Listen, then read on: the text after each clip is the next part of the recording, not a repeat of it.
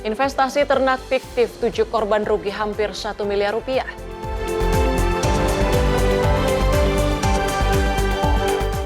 Pimpinan DPR prediksi rupiah akan menguat pekan depan.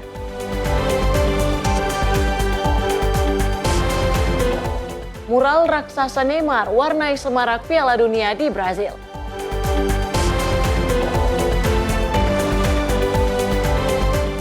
Tertunda pulang, jemaah haji tetap terlayani maksimal.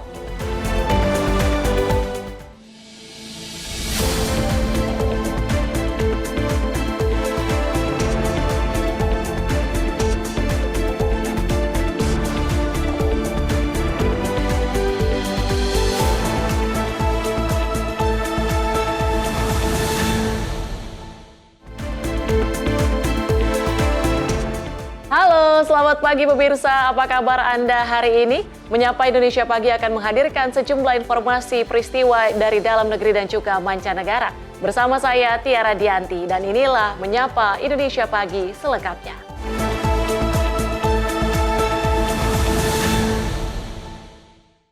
Kami awali dengan informasi iming-iming keuntungan fantastis dari bisnis ternak hewan kurban berujung petaka. Seorang pengusaha peternakan di Bekasi diduga menipu dan menggelapkan dana investasi ratusan juta rupiah milik sejumlah korban. Berawal dari hubungan bisnis jual beli hewan kurban pada Idul Adha tahun 2024, korban berinisial BSP warga Jakarta Timur mengenal terduga pelaku berinisial UIA yang mengelola usaha peternakan di kawasan Jaga Sampurna, Kota Bekasi, Jawa Barat. Melihat pelaku memiliki kandang dan usaha peternakan hewan kurban, korban pun menaruh kepercayaan. Pada akhir tahun 2024, pelaku menawarkan skema investasi pembelian domba yang akan dijual kembali saat musim Idul Adha 2025.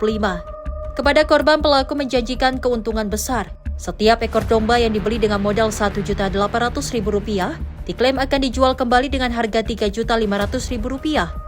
Dengan skema tersebut, investor dijanjikan keuntungan hingga Rp1.700.000 per ekor dalam waktu 6 bulan.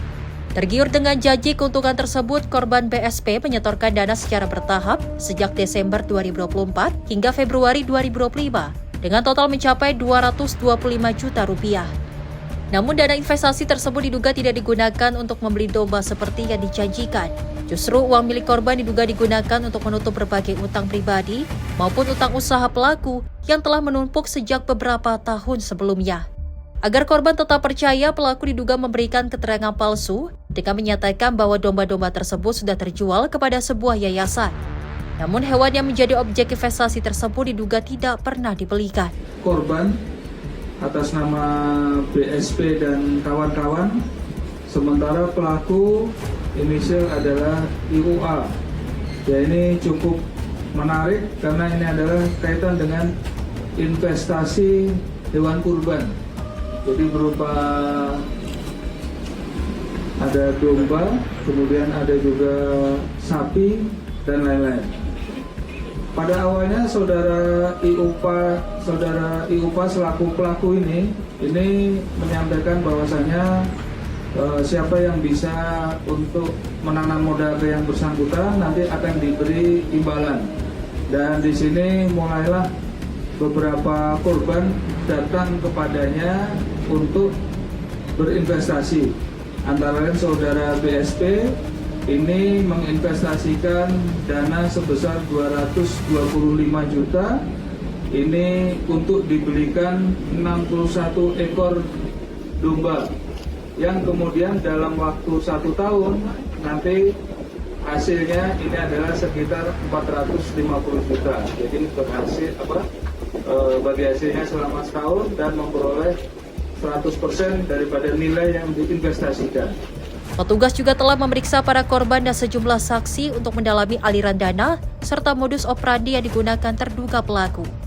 Atas perbuatannya, pelaku dijerat dengan pasal 492 dan pasal 486 dengan ancaman hukuman maksimal 8 tahun penjara. Dari Bekasi, Jawa Barat, Muhammad Ridwan, Simpo TV melaporkan.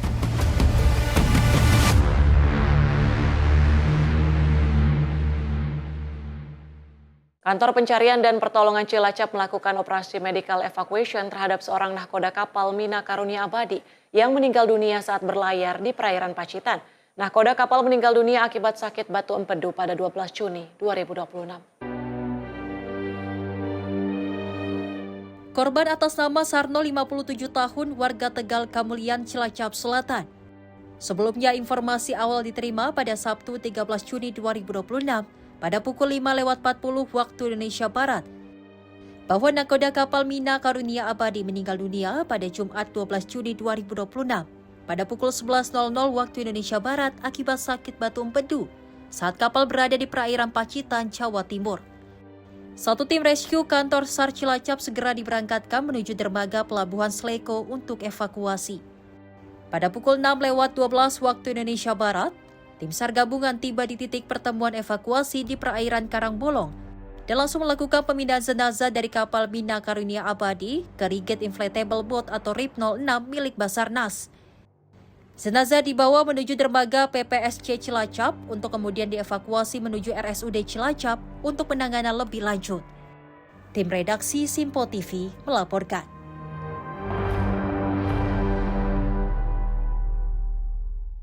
Kita ke informasi lain, di tengah dinamika global pemerintah memutuskan tetap mempertahankan harga BBM bersubsidi. Langkah ini dilakukan dengan harapan masyarakat tetap menjalankan aktivitas sehari-hari tanpa terbebani kenaikan biaya energi. Di balik setiap perjalanan dan aktivitas masyarakat, ada kebutuhan energi yang harus tetap terjangkau. Oleh karenanya, di tengah dinamika global, pemerintah memutuskan tetap mempertahankan harga BBM bersubsidi. Melalui sosial media Instagram @bakom.ri, disampaikan untuk harga Pertalite tetap di angka 10.000 per liter dan biosolar tetap di 6.800 per liter. Langkah ini dilakukan guna menjaga daya beli masyarakat serta membantu aktivitas ekonomi tetap bergerak di tengah dinamika harga energi dunia. Kami menyampaikan bahwa harga BBM untuk bersubsidi maupun LPG itu tidak ada perubahan sama sekali. Makanya kita untuk menjaga daya beli masyarakat, terutama kepada BBM subsidi sama sekali tidak kita naikkan. Tim redaksi Simpo TV melaporkan. Dampak pasar global dan perang menyebabkan tingginya harga kedelai impor dari Amerika. Untuk membantu para pengrajin tempe agar tetap produksi, pemerintah memberikan subsidi kedelai sebesar Rp2.000 per kilogramnya.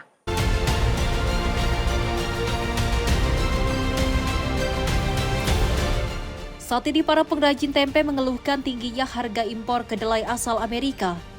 Untuk membantu para pengrajin tempe agar tetap produksi, pemerintah pusat memberikan subsidi kedelai sebesar Rp2.000 untuk tiap kilogramnya. Berdasarkan hasil rapat dengan Menko Bidang Pangan Zulhas beberapa hari lalu. Kedelai kan harganya naik ya. Ya, jadi kedelai ini memang impor, hampir semuanya impor dan kebanyakan dari Amerika.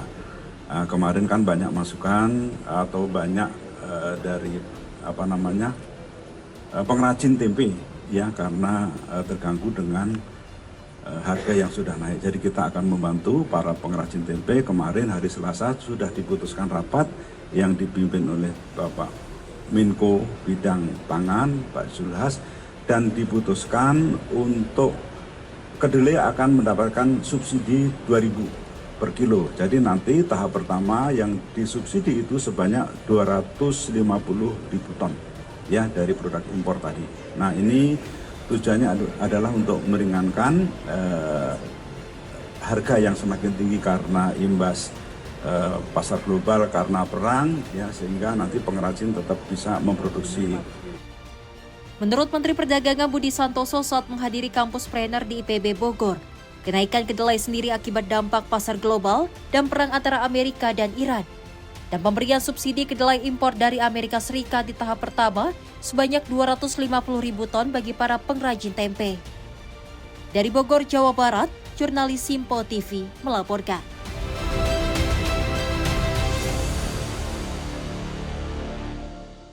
Mendikdasmen Abdul Muti menegaskan komitmen Presiden Prabowo dalam menaikkan tunjangan guru honorer atau non-ASN dan guru ASN. Adapun nantinya gaji dan tunjangan guru akan ditransfer langsung ke rekening masing-masing setiap bulannya. Bagaimana proses birokrasi yang tidak birokratis dan agar guru dapat mendapatkan manfaat langsung dari transfer tunjangan yang ke rekening guru setiap bulan. Mendikdasmen menuturkan pemerintah akan menaikkan tunjangan guru honorer atau non-ASN dan guru ASN. Adapun nantinya gaji dan tunjangan guru akan ditransfer langsung ke rekening masing-masing setiap bulannya. Mukti menambahkan kebijakan ini merupakan komitmen Presiden Prabowo Subianto untuk menyejahterakan guru-guru di Indonesia. Menurutnya, khusus guru non-ASN, tunjangannya akan dinaikkan 1,5 juta rupiah menjadi 2 juta rupiah. Sementara itu, Mukti menegaskan tunjangan guru ASN akan diberikan dengan besaran sesuai gaji pokok masing-masing. Mukti pun menegaskan skema transfer langsung ini merupakan suatu terobosan. Transfer langsung ini menunjukkan komitmen Presiden memangkas proses birokrasi dan memberikan guru manfaat langsung. Kemudian untuk kesejahteraan guru, kami ingin tegaskan sekali lagi bahwa sesuai komitmen Bapak Presiden, tunjangan guru sekali lagi sudah dinaikkan dari yang guru non-ASN, tunjangannya dinaikkan dari 1,5 juta menjadi 2 juta. Dan kemudian guru ASN tunjangannya sebesar gaji pokok. Yang berbeda juga sebagai terobosan adalah tunjangan dan gaji itu ditransfer langsung ke rekening guru setiap bulan.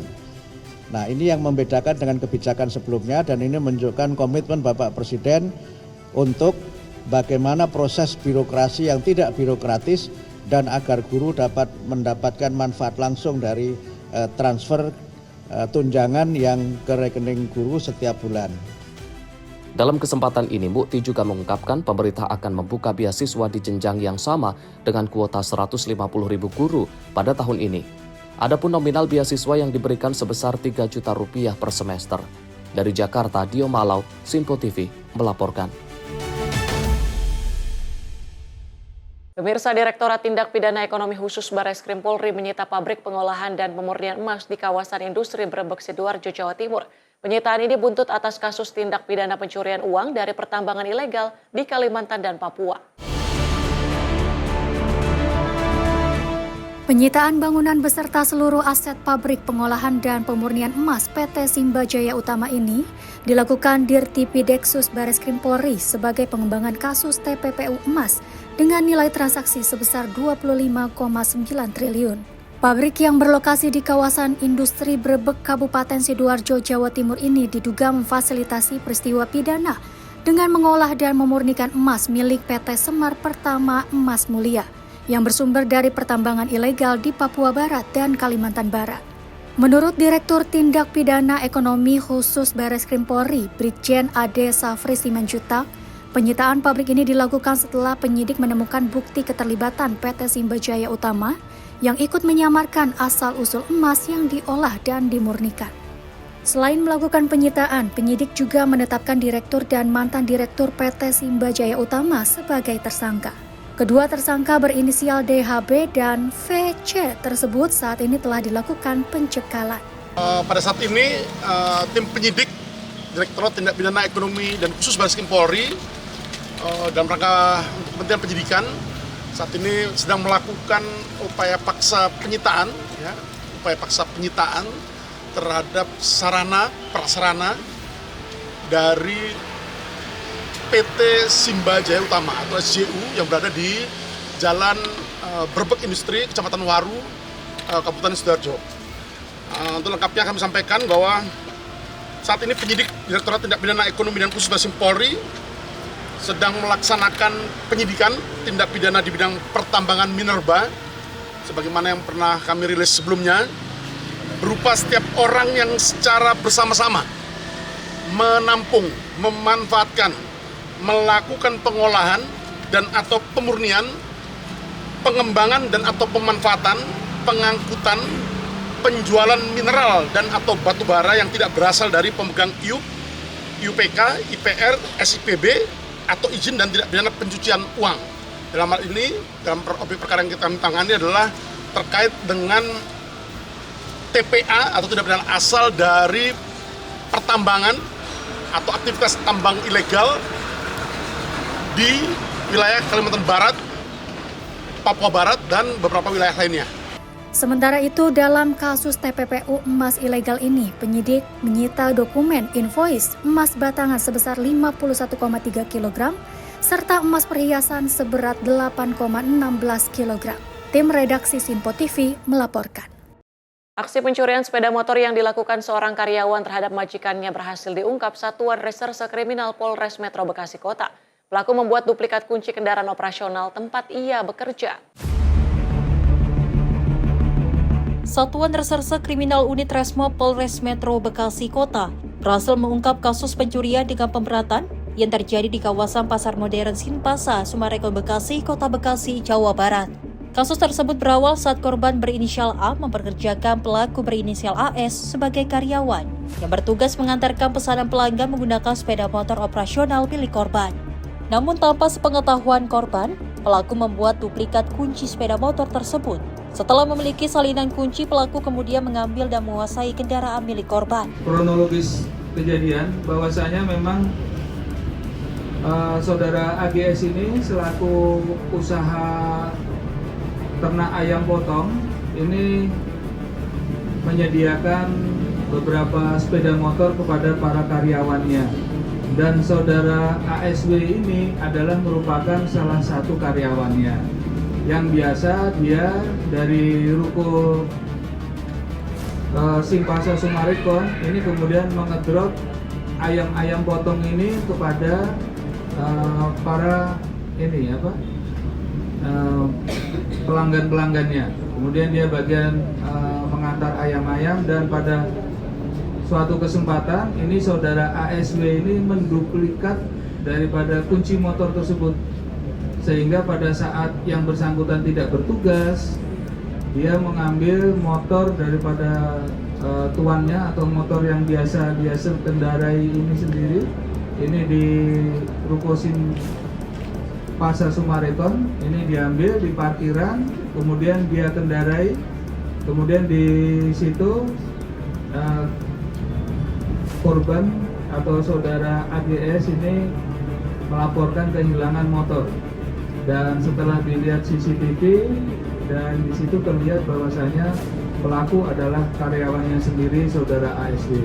Petugas kepolisian berhasil mengamankan pelaku di Jalan Pintu Air Kota Bekasi.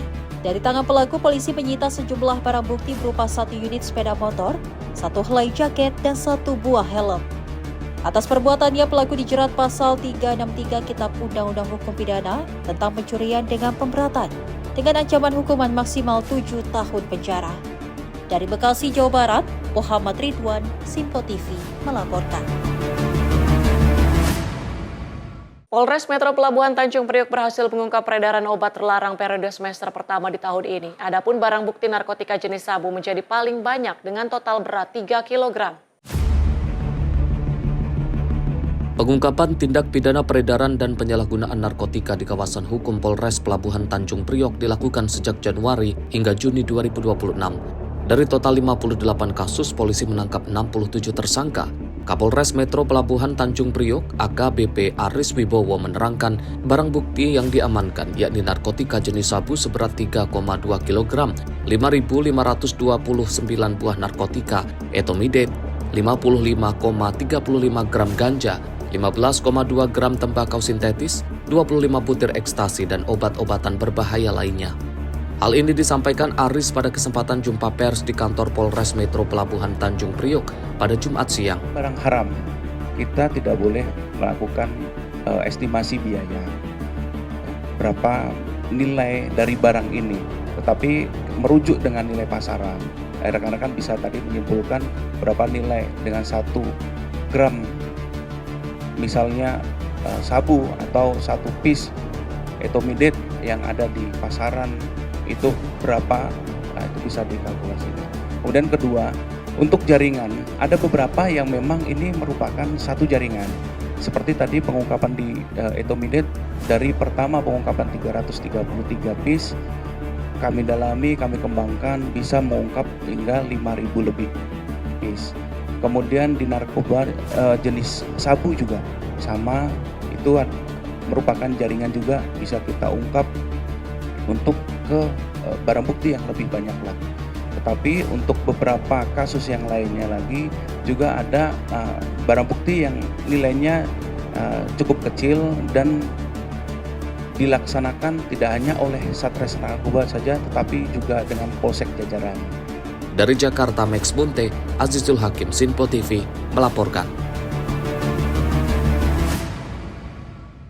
Ribuan warga Albania protes resor mewah di kawasan Lindung. Informasinya kami hadirkan usai jeda. Tetaplah bersama kami di Menyapa Indonesia Pagi.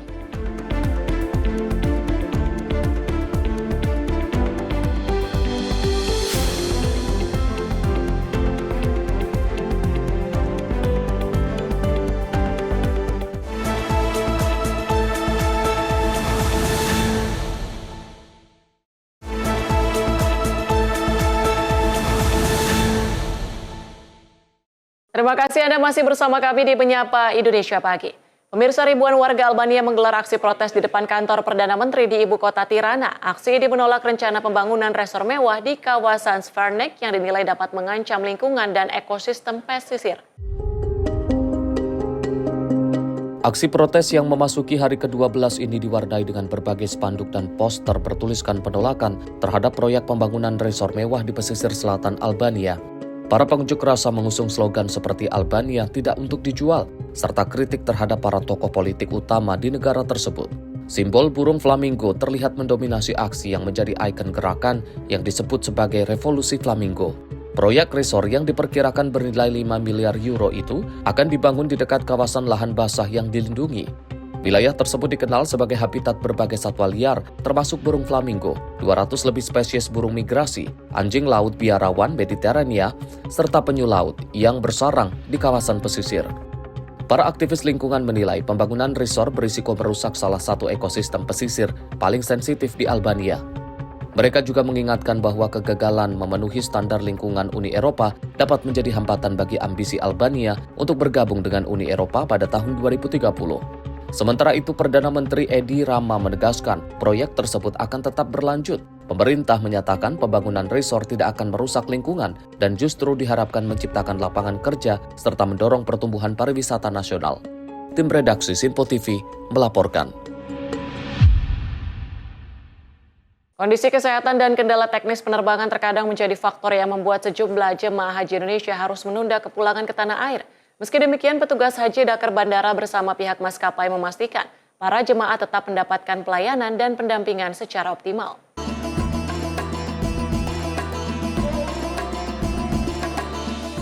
Suasana kepulangan jemaah haji di bandara tak selalu berjalan sesuai rencana. Sejumlah jemaah terpaksa menunda keberangkatan menuju tanah air akibat kondisi kesehatan maupun kendala teknis penerbangan. Salah satunya dialami oleh jemaah lanjut usia Nenek Rumi yang harus menunda kepulangan setelah hasil pemeriksaan menunjukkan saturasi oksigen menurun dan dinilai belum aman untuk melakukan perjalanan udara jarak jauh. Dalam kondisi tersebut, petugas Haji Dakar Bandara segera melakukan penanganan dan koordinasi dengan tim kesehatan serta mengupayakan agar jemaah disiapkan penginapan di hotel dan segera dapat diberangkatkan pada penerbangan berikutnya setelah kondisi memungkinkan. Sang anak Tri Artiningsih yang mendampingi ibunda menyampaikan apresiasi atas pendampingan dan perhatian yang diberikan petugas haji. Nah, selama saya di sini, alhamdulillah semua petugas hebat semua, solid, membantu dengan penuh keikhlasan, sehingga kami juga merasa nyaman walaupun keberangkatan kami ditunda. Sementara untuk sebelum berangkat, saya ditempatkan atau dititipkan di hotel tempat para petugas bandara tinggal atau menginap, dan saya di situ juga mendapatkan pelayanan yang super duper full power, baik sekali, sehingga kami tidak kekurangan apapun. Namun demikian tetap namanya manusia, walaupun di situ dipenuhi segala sesuatunya, tapi tetap hati saya pengen segera pulang.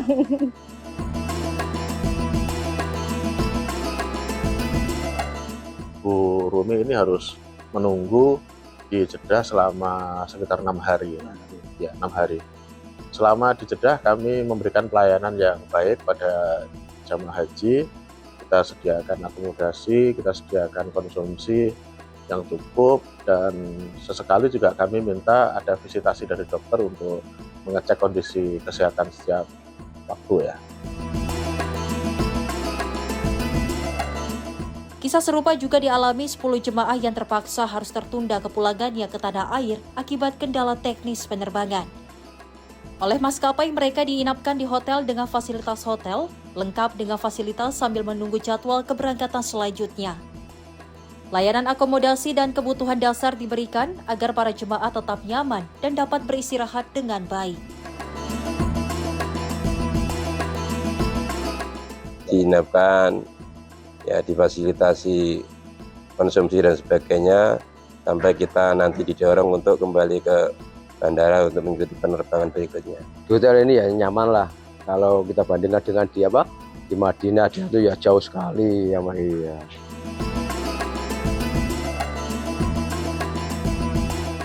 Kepala Dakar Bandara mengatakan keselamatan dan kenyamanan jemaah menjadi prioritas utama.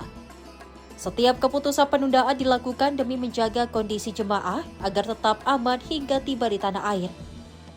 Selain dijamin akomodasi, konsumsi dan transportasi dari pihak maskapai, petugas bandara juga melakukan pendampingan selama para jemaah menunggu di hotel.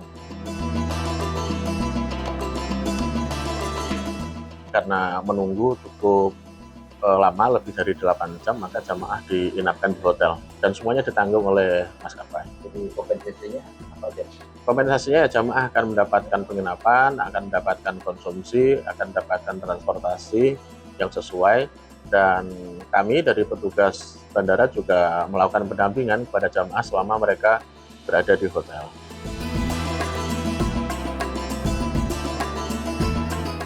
Di tengah dinamika operasional pemulangan jemaah haji, kehadiran petugas yang sigap dan pelayanan yang humanis menjadi bentuk ikhtiar agar setiap tamu Allah dapat kembali ke tanah air dengan aman, nyaman, dan penuh kesan baik. Dari Bandara King Abdul Aziz, Jeddah, Arab Saudi, Ferdi Setiawan, Simpo TV.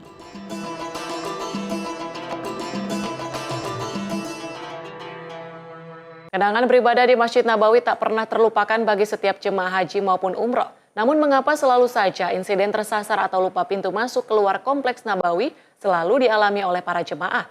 Lantas bagaimana tips sederhana menghafal area Kompleks Nabawi? Berikut liputan Ferdi Setiawan dari kota Madinah, Arab Saudi.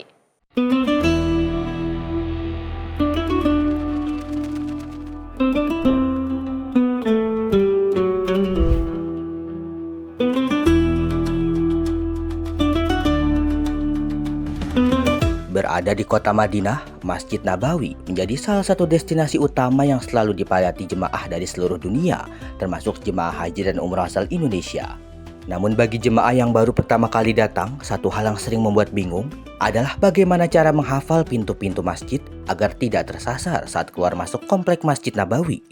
Memiliki puluhan pintu masuk yang tersebar di seluruh komplek, Masjid Nabawi memang terlihat megah dan menakjubkan. Nah, sekarang kita berada di tengah-tengah perempatan King Fahd Road atau Jalan King Fahd yang langsung menuju di kawasan Kompleks Masjid Nabawi. Bagi jemaah yang baru kali pertama ke Masjid Nabawi, semua pintu bisa terlihat serupa. Padahal, mengenali nomor dan warna area pintu menjadi kunci agar tidak kebingungan saat kembali ke hotel atau menentukan titik temu dengan rombongan. Seperti biasa di tempat ini, daya tarik yang sangat ditunggu-tunggu atau yang sangat membuat masyarakat menjadi rindu untuk datang di Masjid Nabawi adalah adanya burung merpati atau burung dara yang banyak berkumpul di tempat ini. Ini dimanfaatkan oleh para pengunjung untuk memberi makan, untuk berfoto-foto maupun untuk sekedar melihat keindahan Masjid Nabawi yang diselimuti oleh ratusan burung dara yang menyambut kita ketika kita memasuki Masjid Nabawi. Tidak hanya menjadi spot favorit berfoto, area ini juga sering menjadi titik orientasi jemaah untuk mengingat lokasi pintu masuk. Dari sini, perjalanan berlanjut memasuki komplek Masjid Nabawi. Langkah demi langkah, setiap pintu menyimpan penanda yang sebenarnya mudah dikenali. Dan inilah Masjid Nabawi, salah satu kebanggaan dari umat Islam seluruh dunia. Masjid ini memiliki daya tarik yang luar biasa. Ketika memasuki masjid ini pun kita sudah disambut dengan keindahan arsitekturnya dan juga payung-payung yang sangat besar yang membuat ciri khas masjid ini berbeda dibandingkan dengan masjid-masjid yang lain, termasuk beberapa masjid yang ada di Arab Saudi. Mari kita memasuki dalam kompleks Masjid Nabawi. Masjid Nabawi bukan hanya tentang keindahan arsitektur dan kekhusyuan ibadah, tapi juga tentang belajar memahami setiap detailnya, termasuk mengenali pintu-pintunya. Karena dengan mengingat satu pintu, perjalanan beribadah menjadi lebih tenang dan nyaman. Bagi para jemaah haji, kalau ingin mudah menghafal, caranya bukan mengingat semua nomor pintu. Cukup ingat satu hal, yaitu kenali warna dan area tempat kita masuk. Menurut petugas haji yang bertugas di sektor Masjid Nabawi, metode termudah adalah membuat asosiasi sederhana. Misalnya mengingat pintu dengan warna, titik payung tertentu, atau posisi menara di depan area keluar. Ya, bagi jemaah Indonesia yang tinggal di hotel sekitar Masjid Nabawi, mengenali satu pintu favorit akan mempermudah mobilitas saat menuju sholat berjamaah maupun kembali ke penginapan. Pertama untuk menghafal secara praktis ya. Jadi begitu masuk kita harus lihat nomornya dan diingat-ingat. Lalu ada cara yang kedua yaitu mengingat angka dan warna. Tujuannya mau kemana nih? Misalnya kalau untuk di belakang saya ini di gate 310 itu warna ungu. Kalau ungu itu ingat dengan air zam-zam karena di situ ada pusat air zam-zam. Kita bisa ngambil sebanyaknya, bahkan 2 galon, 3 galon, 2 liter, 5 liter itu bisa.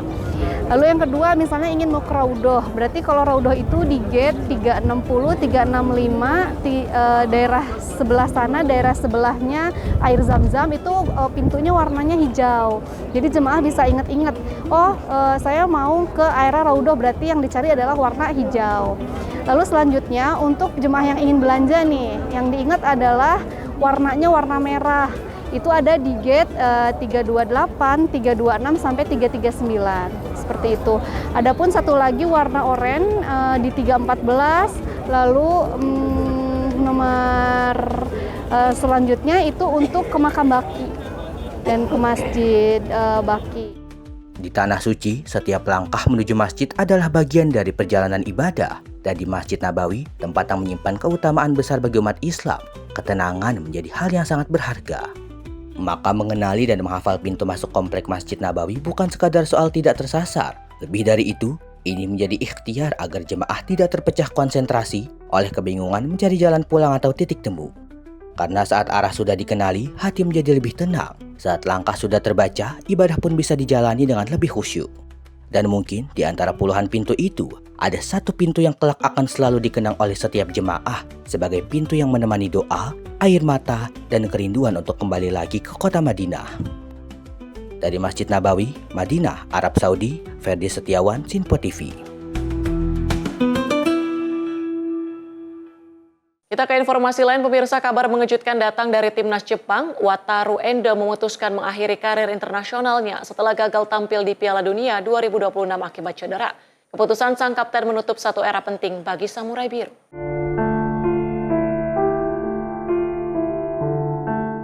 Wataru Endo memastikan akhir perjalanannya bersama timnas Jepang setelah gagal tampil di Piala Dunia 2026.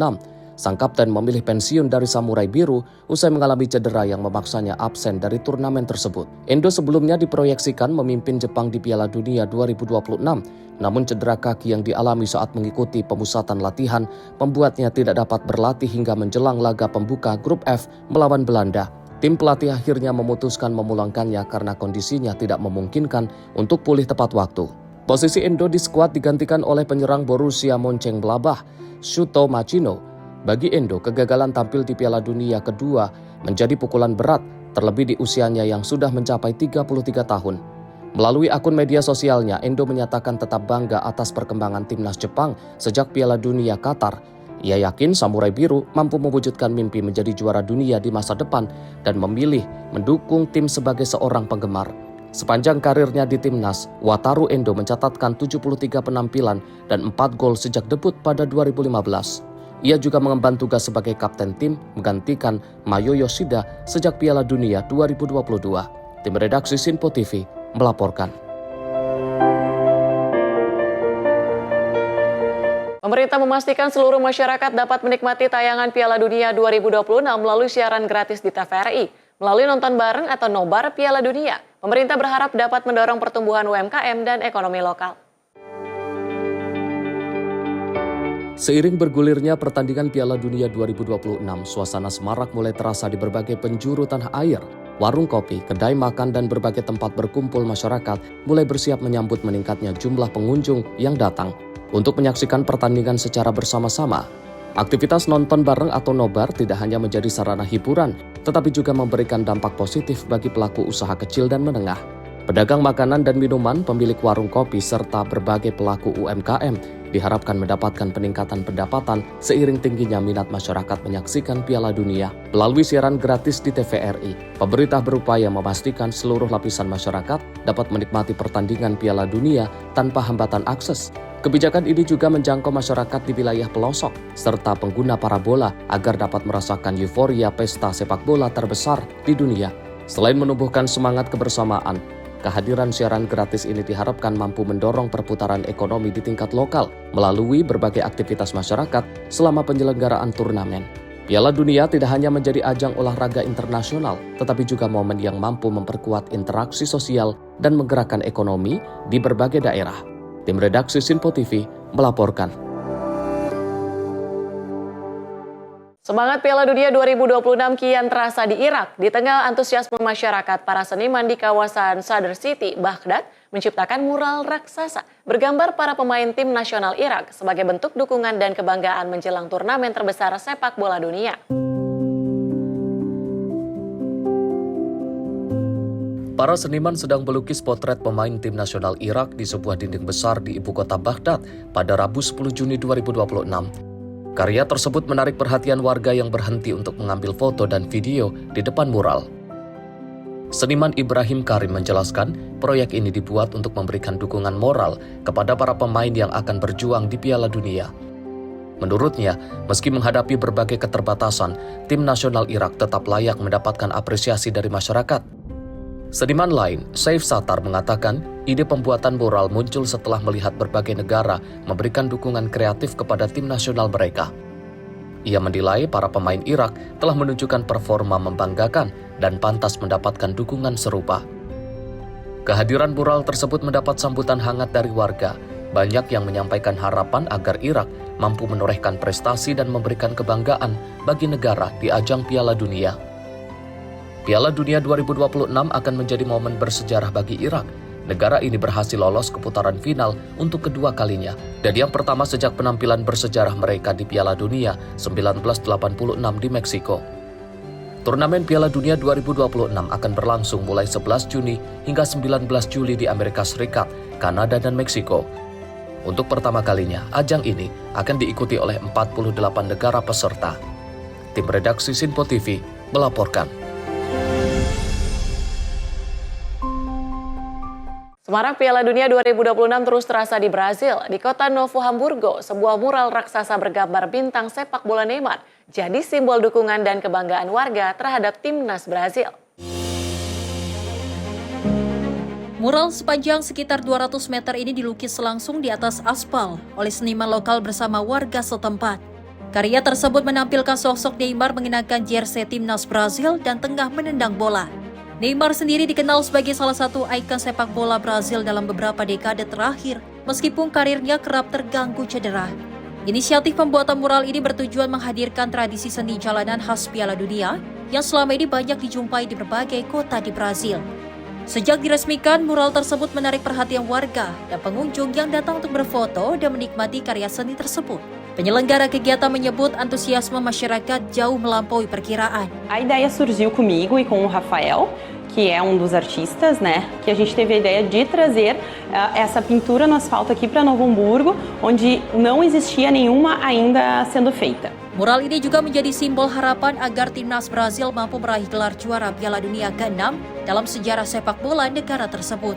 Selain menarik pecinta sepak bola, karya ini juga mengundang para kolektor dan penggemar yang membawa berbagai kenangan terkait timnas Brazil dan Neymar. Bagi sebagian warga, Piala Dunia menjadi momen penting untuk memperkuat kebersamaan dan menghadirkan kegembiraan di tengah berbagai tantangan sosial dan ekonomi yang dihadapi masyarakat. Tradisi menghias jalanan dengan warna hijau dan kuning serta gambar pemain sepak bola telah menjadi bagian dari budaya Piala Dunia di Brazil selama puluhan tahun. Tim redaksi Sinpo TV melaporkan.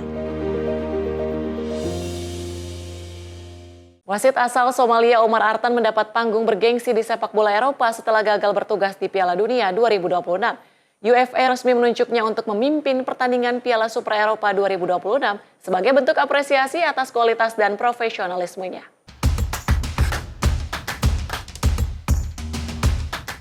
Omar Artan mendapat penghargaan khusus dari UEFA setelah gagal bertugas di Piala Dunia 2026. Wasit asal Somalia itu resmi ditunjuk memimpin pertandingan Piala Super Eropa 2026 sebagai bentuk apresiasi atas kualitas dan profesionalismenya. Sebelumnya, FIFA telah menominasikan Artan untuk bertugas di Piala Dunia 2026. Namun, ia gagal mewujudkan kesempatan tersebut setelah ditolak masuk ke Amerika Serikat meski telah mengantongi visa dan dokumen resmi. Penolakan itu berkaitan dengan kebijakan imigrasi dan pemeriksaan keamanan otoritas setempat. Sebagai bentuk dukungan, UEFA menunjuk Omar Artan untuk memimpin laga Piala Super Eropa 2026 yang mempertemukan juara Liga Champions Paris Saint-Germain melawan juara Liga Eropa Aston Villa. Pertandingan ini akan digelar di Red Bull Arena, Salzburg, Austria pada 12 Agustus mendatang. Presiden UEFA, Alexander Ceferin, menyebut sepak bola harus menjadi sarana yang menyatukan banyak pihak. Ia juga menilai Omar Artan memiliki kemampuan wasit yang luar biasa dan layak mendapatkan kesempatan bergengsi tersebut. Penunjukan ini dilakukan melalui kerjasama UEFA dengan Konfederasi Sepak Bola Afrika atau CAF. Bagi Omar Artan, kesempatan memimpin Piala Super Eropa menjadi babak baru setelah kegagalan tampil di panggung Piala Dunia 2026. Tim redaksi Sinpo TV melaporkan. Demam sepak bola melanda kawasan Amin Bazar di Safar, Bangladesh. Ratusan bendera raksasa berbagai negara peserta menghiasi atap rumah dan jalanan, menciptakan suasana meriah bak festival sepak bola di ruang terbuka.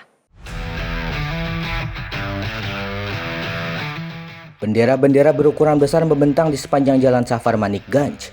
Bendera negara-negara peserta Piala Dunia berkibar berdampingan dengan bendera Bangladesh, mengubah kawasan tersebut menjadi lautan warna dan semangat sepak bola. Bagi warga setempat, tradisi ini bukan sekadar dukungan kepada tim favorit.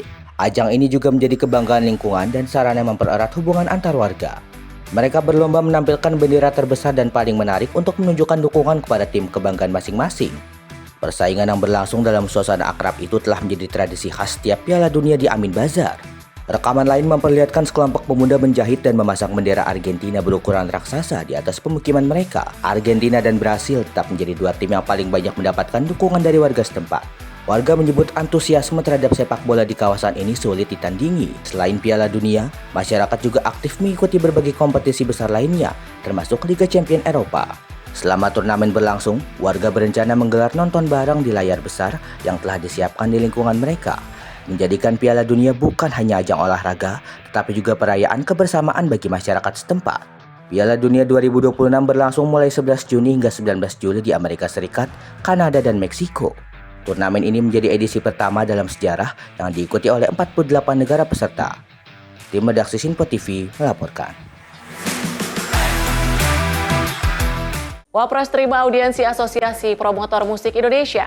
Informasinya kami hadirkan usai jeda. Tetaplah bersama kami di Menyapa Indonesia Pagi.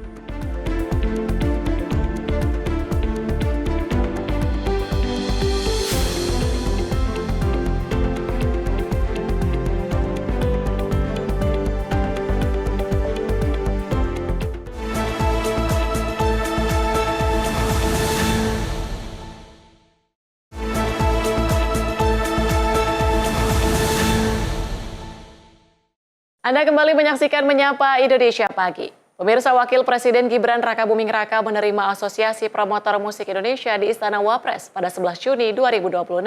Pertemuan tersebut membahas perkembangan ekosistem musik nasional. Bertempat di Istana Wakil Presiden Jakarta, Wakil Presiden RI Gibran Rakabuming Raka menerima Asosiasi Promotor Musik Indonesia atau APMI pada Kamis 11 Juni 2026. Pertemuan yang jadi ajang dialog antara pemerintah dan pelaku industri musik tersebut membahas perkembangan ekosistem musik nasional serta berbagai tantangan yang masih dihadapi industri pertunjukan musik di Indonesia. Ya, tadi yang kita diskusikan mengenai tantangan industri kami, industri promotor musik di Indonesia, bahwa salah satu yang krusial itu adalah mengenai perizinan, infrastruktur. Industri musik dinilai memiliki peran strategis sebagai wadah ekspresi kreativitas serta sebagai salah satu penggerak ekonomi kreatif nasional. Oleh karena perlu mendapat perhatian bersama untuk ciptakan ekosistem pertunjukan musik yang berkelanjutan dan kompetitif. Tim redaksi Sinpo TV melaporkan. Pemerintah menyiapkan 100 sekolah nasional terintegrasi sebagai model sekolah unggul non-asrama di berbagai daerah. Program ini jadi bagian dari upaya peningkatan dan pemerataan mutu pendidikan di Indonesia.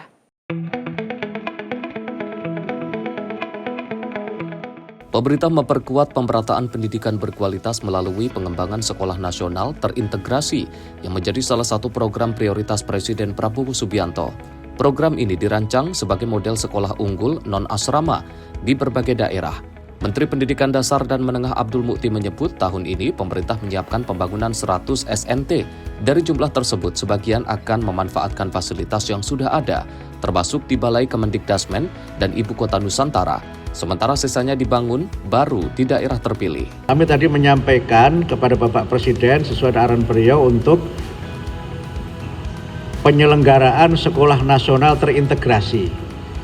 Yang ini merupakan sekolah unggul yang tidak berasrama, yang tahun ini direncanakan kita akan bangun 100 sekolah nasional terintegrasi, dan sudah ada usulan-usulan sekolah yang masuk dari 36 yang sudah kami seleksi, dan tahun ini nanti akan kami mulai, insya Allah 5 itu kami buka di balai-balai yang dimiliki oleh Kementerian Pendidikan Dasar dan Menengah, kemudian ada 1 yang di IKN, dan kemudian 9 yang nanti kita bangun baru di daerah yang sudah diseleksi. Selain pengembangan sekolah unggul, pemerintah juga melanjutkan program revitalisasi 71.744 satuan pendidikan di seluruh Indonesia pada 2026. Program ini mencakup jenjang pendidikan dari taman kanak-kanak hingga sekolah menengah atas untuk meningkatkan mutu pendidikan secara merata. Tim redaksi Sinpo TV melaporkan.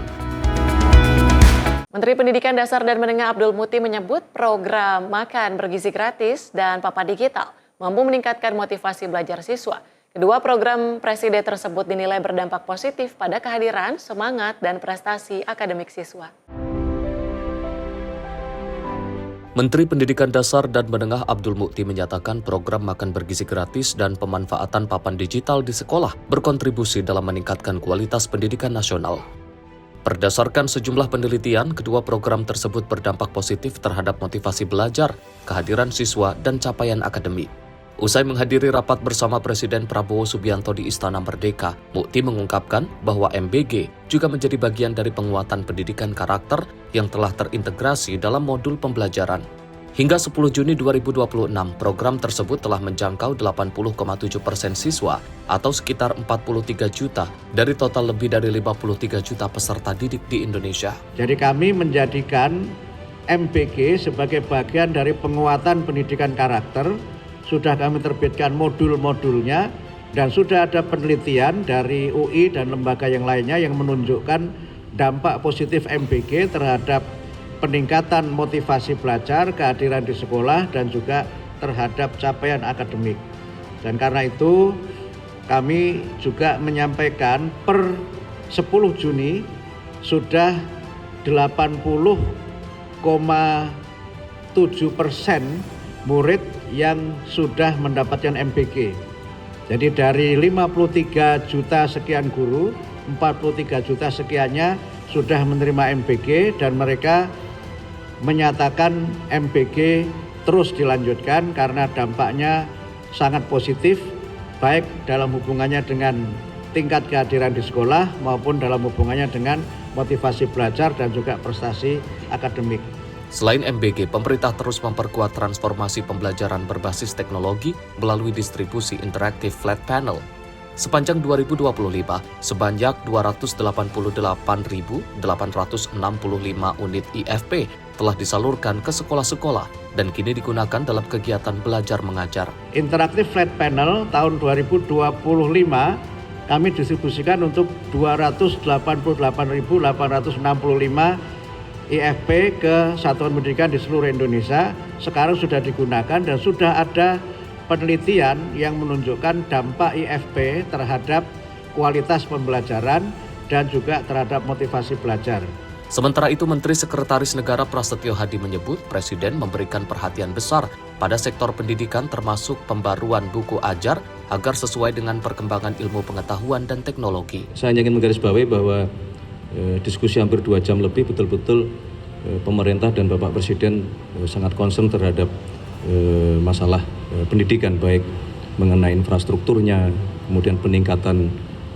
Tim redaksi Sinpo TV melaporkan. Presiden Prabowo Subianto memanggil Menteri Perhubungan Budi Purwagandi dan Direktur Utama PT Kereta Api Indonesia Bobi Rashidi di Istana Kepresidenan Jakarta. Presiden memberikan arahan terkait modernisasi stasiun Gambir serta percepatan penanganan perlintasan sebidang untuk tingkatkan keselamatan transportasi kereta api.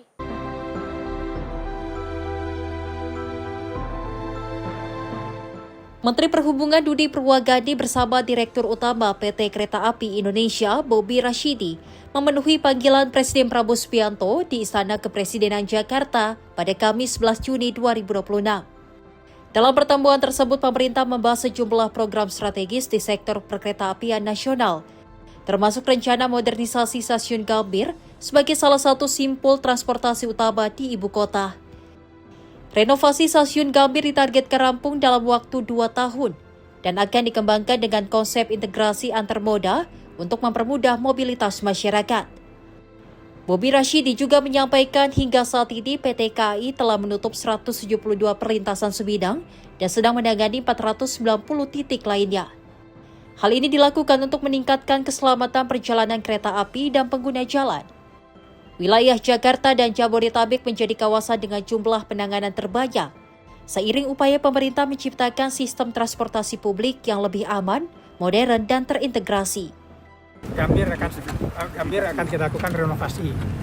Nah, kita nanti dalam 2 tahun punya Gambir yang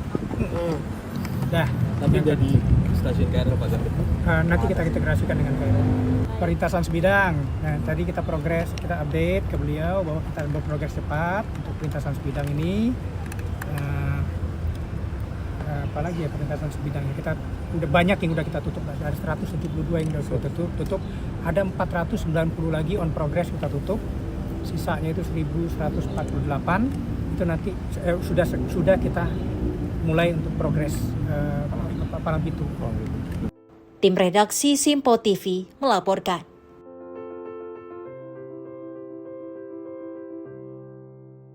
Guna meningkatkan kesiapan dan keselamatan bagi jurnalis saat bertugas di daerah konflik, TNI Angkatan Udara L menggelar workshop khusus bagi insan media. Dalam kegiatan ini, para jurnalis dari berbagai media massa dibekali materi psikologi lapangan, teknik perlindungan diri, hingga pengenalan alat utama yang digunakan dalam operasi militer.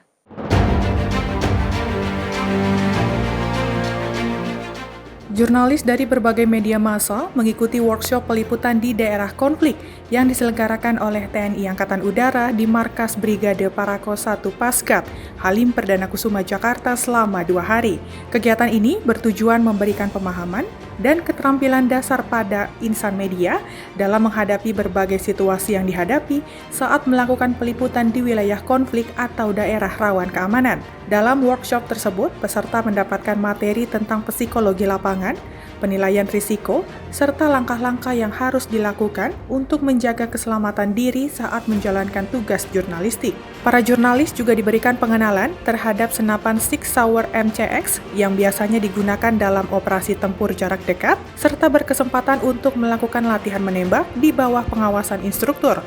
Tidak hanya itu, peserta turut dilatih berbagai gerakan dasar perorangan seperti tiarap, merayap, hingga berguling yang berfungsi untuk menghindari ancaman dan melindungi diri dari bidikan maupun serangan saat berada di medan beresiko. Halo pemirsa Sinpo TV, saat ini saya berkesempatan untuk mengikuti workshop dari TNI Angkatan Udara untuk jurnalis saat melakukan peliputan di area konflik ataupun di area berbahaya. Dan saat ini sudah menggunakan berupa rompi anti peluru yang beratnya mencapai 5 kg. Nah, di depan saya ini bisa dilihat oleh pemirsa Sinpo TV. Ini digunakan untuk menaruh magasin ataupun senjata api nantinya. Ini peluru, ini tempat peluru, dan ini juga bertujuan untuk melindungi objek vital dari ancaman senjata ataupun bidikan dari musuh. Dan tentu itu prajurit TNI yang melakukan operasi ataupun bertugas di daerah konflik juga menggunakan helm. Ini bertujuan untuk melindungi kepala dari tadi yang saya sebutkan, ini senjata bidikan dari musuh.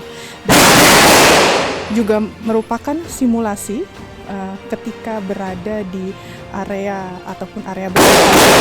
Di dalamnya ini terdapat musuh dan suara tembakan tadi ini merupakan adu tembak dari musuh dan juga prajurit TNI yang sedang melakukan pengamanan ataupun mencari jalur aman begitu. Dan saya juga sudah melakukan berbagai simulasi di sini. Tadi juga kami di bagaimana caranya merayap, kemudian juga bertiarap, kemudian juga berjalan untuk menghindari adanya musuh. Dan kalau misalkan berada di daerah terlarang ataupun daerah berbahaya di daerah konflik ini, media ataupun jurnalis yang melakukan peliputan ini tentunya didampingi oleh personel ataupun petugas prajurit TNI, yakni prajurit yang bertugas SO ataupun senjata otomatis. Tentunya kita berada di belakang ataupun berada di pertengahan, dan kita juga harus menentukan ataupun mengikuti arahan dari para prajurit ataupun danru yang bersama kami untuk mengantisipasi jika terjadinya adanya bidikan ataupun musuh yang masih berada di dalam. Dan untuk mengikuti ataupun melakukan peliputan di daerah konflik, kita tentunya harus mengutamakan keselamatan diri dan juga mengikuti arahan ataupun peraturan yang sudah diberikan oleh para petugas ataupun prajurit TNI di lapangan. Demikian informasi yang dapat kami sampaikan dari Jakarta. Jihan Nabila dan juga juru kamera Mutia Anggiani, Sinpo TV melaporkan. Pemerintah pastikan penataan dan perbaikan tata kelola program makan bergizi gratis akan dilakukan secepat-cepatnya. Langkah ini diambil usai pemerintah melakukan evaluasi menyeluruh terhadap pelaksanaan program agar lebih tepat sasaran dan berjalan sesuai dengan ketentuan. Jadi memang kita menyepakati bersama-sama bahwa kita butuh penataan menyeluruh dari program MPG ini. Menteri Sekretaris Negara Prasetyo Hadi menyatakan, pemerintah dan seluruh pemangku kepentingan telah menyepakati adanya penataan menyeluruh terhadap program makan bergizi gratis. Perbaikan ini akan dilakukan oleh pemerintah melalui evaluasi dan berbagai aspek dari pelaksanaan program makan bergizi gratis. Salah satu fokus evaluasi adalah penataan kembali klaster penerima manfaat program, dan pemerintah juga akan memberikan perhatian khusus pada wilayah 3T agar manfaat program dapat dirasakan secara merata. Jadi memang kita menyepakati bersama-sama bahwa kita butuh penataan menyeluruh dari program MPG ini. Kalau bicaranya waktu tentu secepat-cepatnya, karena memang kan sebetulnya ada klasternya, ada klaster permasalahan itu yang sebagian besar kan berjalan sesuai dengan mekanisme dan SOP yang sudah ditetapkan menjadi jalan terus. Nah, ada klaster-klaster yang memang harus kita tata ulang, kita benahi. Nah, termasuk tadi ada satu permohonan yang menurut kami juga bagus untuk kita segera prioritaskan juga di daerah yang 3T untuk bisa secepatnya saudara kita mendapatkan manfaat dari program makan bergizi gratis ini. Dari Jakarta, Sri Dewi Andayani, Rona Bayu, Sinpo TV melaporkan. Wakil Ketua DPR Dasko mengaku optimis bahwa pemerintah akan melakukan kerja konkret untuk memperkuat nilai tukar rupiah. Dasko mengatakan pemerintah telah menyiapkan strategi khusus untuk menaikkan nilai tukar rupiah terhadap dolar Amerika Serikat. Wakil Ketua DPR Dasko menjelaskan pemerintah kini telah menyiapkan berbagai strategi khusus untuk menguatkan kembali nilai tukar rupiah terhadap dolar Amerika Serikat. Hal ini terlihat melalui data indeks harga saham gabungan atau IHSG serta rupiah yang sudah menguat dalam beberapa waktu terakhir. Menurutnya penguatan tersebut tidak terlepas dari kepercayaan publik terhadap pemerintah. Oleh karena itu, Dasko menyarankan kepada masyarakat yang memiliki dolar untuk segera menukarnya ke rupiah. Dirinya khawatir jika masyarakat yang menyimpan banyak dolar dengan harapan mendapatkan keuntungan lebih justru akan rugi, dikarenakan rupiah ke depannya akan diprediksi terus menguat. Ya, saya pikir kan kepercayaan terhadap pemerintah juga semakin kuat, sehingga itu juga berpengaruh terhadap pasar dan juga terhadap penguatan nilai tukar rupiah. Nah, saya pikir kerja-kerja pemerintah akan terus dilakukan Saya juga mendapatkan informasi dari pihak pemerintah bahwa dalam minggu ini dan ke depan ada strategi-strategi khusus yang akan dilakukan oleh pemerintah yang kalau saya sudah dengar akan dan saya yakini akan membuat nilai tukar atau rupiah menguat. Ya mungkin bagi teman-teman sekalian yang saat ini menyimpan dolar karena ingin berharap ada kelebihan, sebaiknya dolarnya dilepas, karena kalau kemudian sudah minggu depan nilai rupiah menguat, kan kasihan kalau simpan-simpan dolar. Itu himbauan saya sih, demikian. Dari Jakarta, Fahrizal Davariskiano, Simpo TV melaporkan.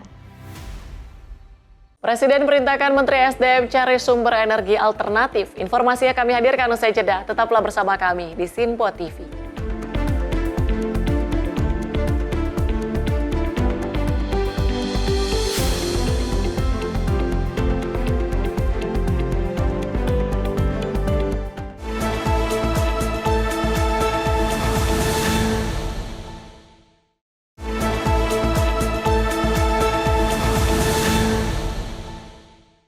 Terima kasih Anda masih bersama kami di Menyapa Indonesia Pagi.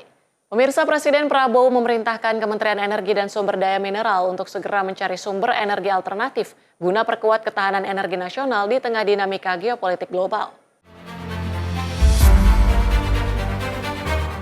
Presiden Prabowo Subianto memerintahkan Menteri SDM, Bahlil Lahadalia, untuk mempercepat pencarian dan pemanfaatan sumber-sumber energi alternatif guna memperkuat ketahanan energi nasional. Arahan tersebut disampaikan dalam rapat terbatas yang digelar di Istana Kepresidenan Jakarta. Langkah ini diambil sebagai antisipasi terhadap ketidakpastian geopolitik global yang masih berlangsung. Salah satu program yang menjadi fokus pemerintah adalah percepatan peralihan dari penggunaan gas minyak bumi cair atau LPG ke gas alam terkompresi atau CNG. Selain itu, pasokan batubara untuk pembangkit listrik dinyatakan masih aman dan pemerintah berupaya menyelesaikan gangguan yang menyebabkan pemadaman listrik di sejumlah daerah agar pasokan listrik kembali normal. Presiden memerintahkan untuk segera mencari energi-energi alternatif, khususnya yang sekarang kita fokus itu adalah percepatan peralihan LPG ke CNG. Yang kedua penataan tambang, dan yang ketiga adalah kesiapan di sektor energi PLN maupun dari sisi ketersediaan daripada BBM. Kalau dikatakan bahwa masalah batubara langka itu nggak benar, karena penugasan kita sudah mencapai 170 juta ton, dan memang ada beberapa trouble di beberapa mesin yang disampaikan oleh PLN, dan kita akan selesaikan dalam waktu. Tim redaksi Simpo TV melaporkan. BUMN disebut masih jadi salah satu penyumbang besar bagi pendapatan negara. Kontribusinya diperkirakan mencapai 600 hingga 700 triliun rupiah per tahun.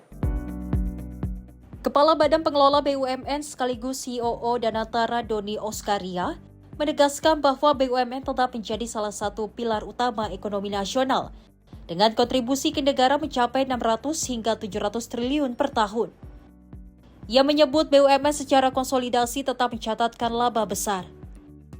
Doni menepis anggapan bahwa BUMN merugi secara keseluruhan karena pada 2025 tercatat laba sekitar 335 triliun dan masih bisa meningkatkan seiring efisiensi dan penyehatan perusahaan. Menurutnya hanya sebagian kecil perusahaan yang masih merugi sekitar 20 triliun. Saya sampaikan bahwa BUMN itu untung tahun 2025 itu 335 triliun. Jadi itu bohong kalau bilang BUMN itu terkonsolidasi rugi, itu bohong. Ya. Yang rugi itu hanya 20 triliun.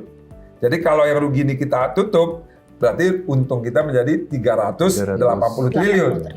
Ya, jadi kontribusi BUMN itu terhadap pendapatan negara ya di luar dari laba dan plus pajak itu kurang lebih hampir sekitar 600-700 triliun setiap tahun. Jadi BUMN kita itu besar.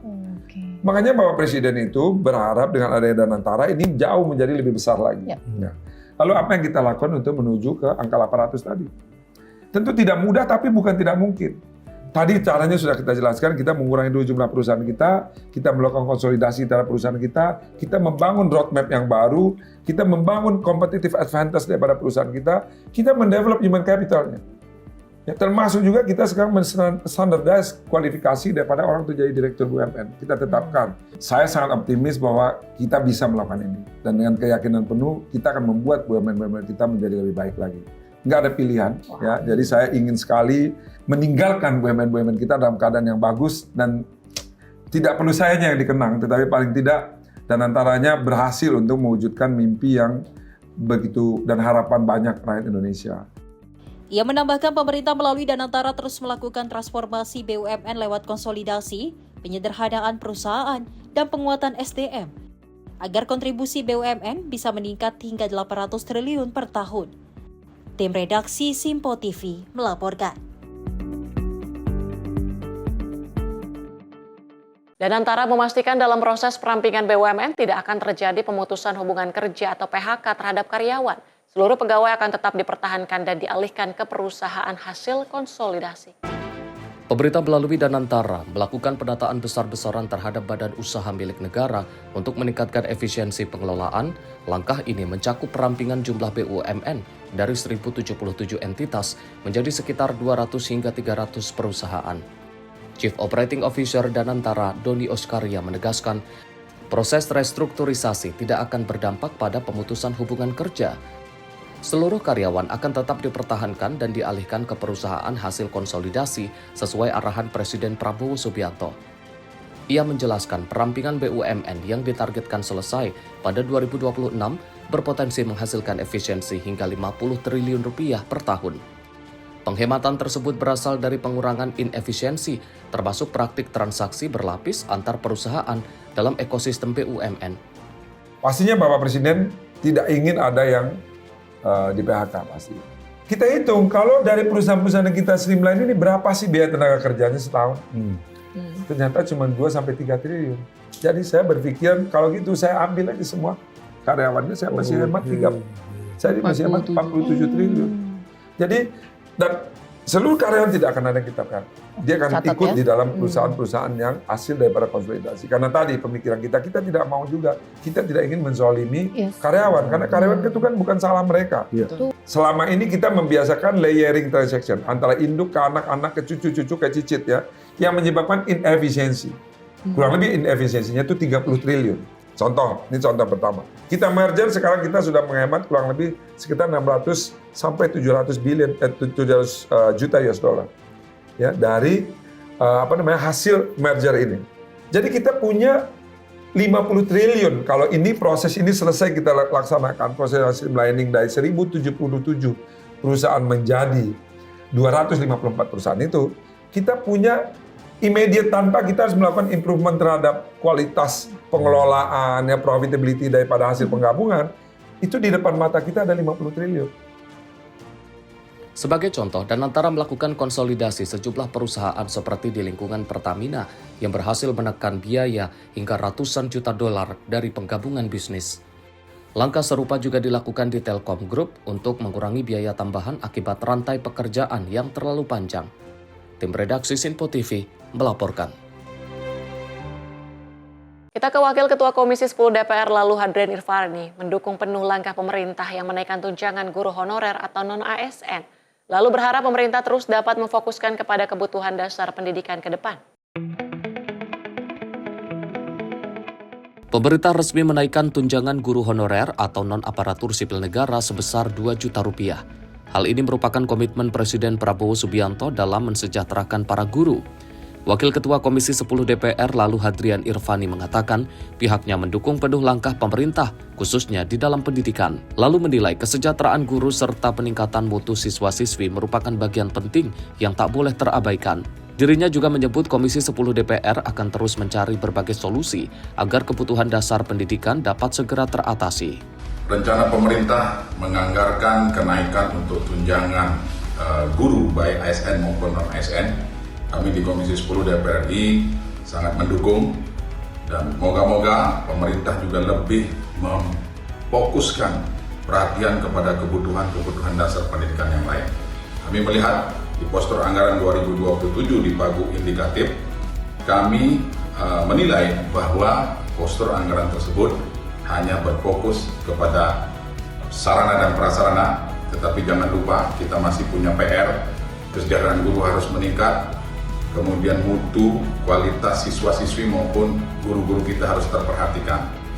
Program-program seperti TKA, peningkatan kualitas guru, peningkatan mutu guru, belum tercantum sama sekali di pagu indikatif. Kami mengingatkan kepada pemerintah, selain meningkatkan sarana dan prasarana, maka kesejahteraan guru tidak boleh dilupakan. Peningkatan mutu siswa-siswi, peningkatan mutu guru-guru kita juga tidak boleh terabaikan. Insya Allah kami akan membahas pagu indikatif ini dan mencari solusi agar semua kebutuhan dasar pendidikan ini bisa cepat tuntas teratasi.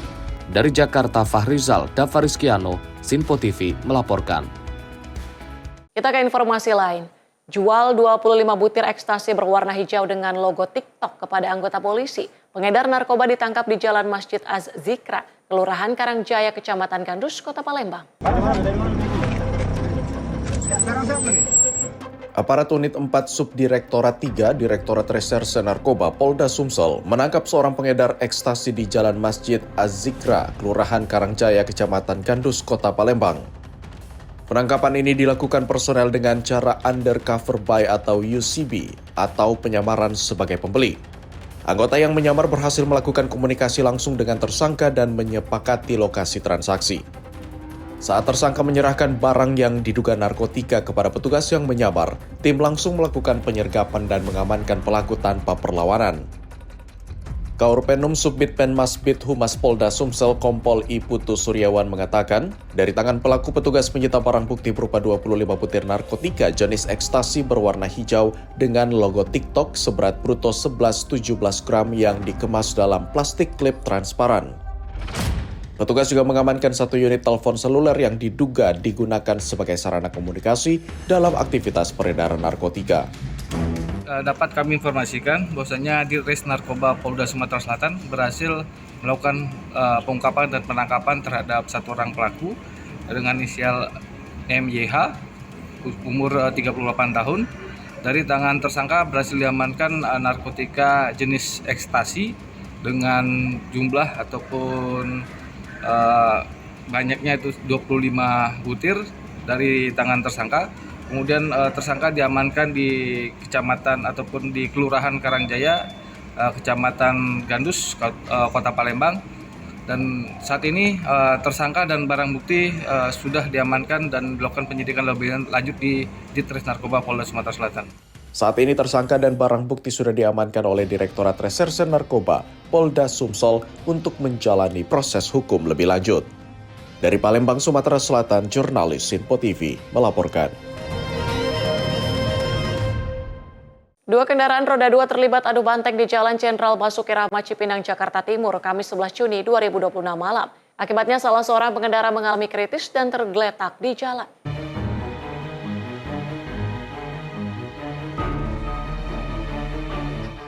Kecelakaan hebat melibatkan 2 sepeda motor terjadi di Jalan Jenderal Basuki Rahmat Cipinang, Jakarta Timur, Kamis 11 Juni 2026 malam. Benturan terjadi saat kedua kendaraan melaju dari arah berlawanan dan bertabrakan secara adu banteng. Akibatnya seorang pengendara terlempar dan tergeletak dalam kondisi kritis di badan jalan. Sejumlah warga memberikan pertolongan kepada korban sebelum petugas datang. Saksi mata mengatakan sebelum tabrakan terjadi, salah satu pengendara melaju dengan kecepatan tinggi sejak meninggalkan persimpangan lampu merah dari arah Basuki Rahmat menuju Jalan Kolonel Sugiono, Jakarta Timur.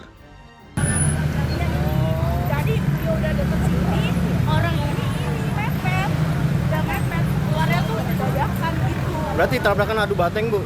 Apa gimana? Kenceng? Saya belakangnya persis. Motor sama motor? Motor sama motor, jadi bapaknya dia dari arah Basura? Ngebut banget. Jadi bapak itu saya lihat dia udah tipis, udah mau lewat, ini dia lewat maksa.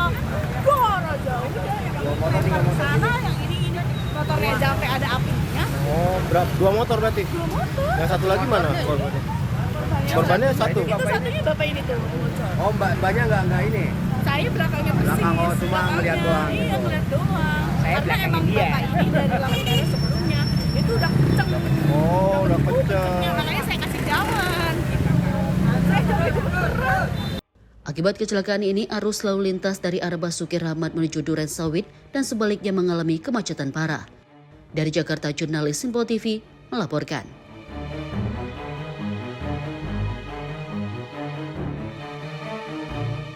Seorang ayah tega mencabuli 2 putri kandungnya di Kabupaten Pandeglang, Banten. Pelaku nekat melampiaskan nafsu becatnya kepada 2 orang putri kandungnya yang masih di bawah umur dan berstatus sebagai pelajar.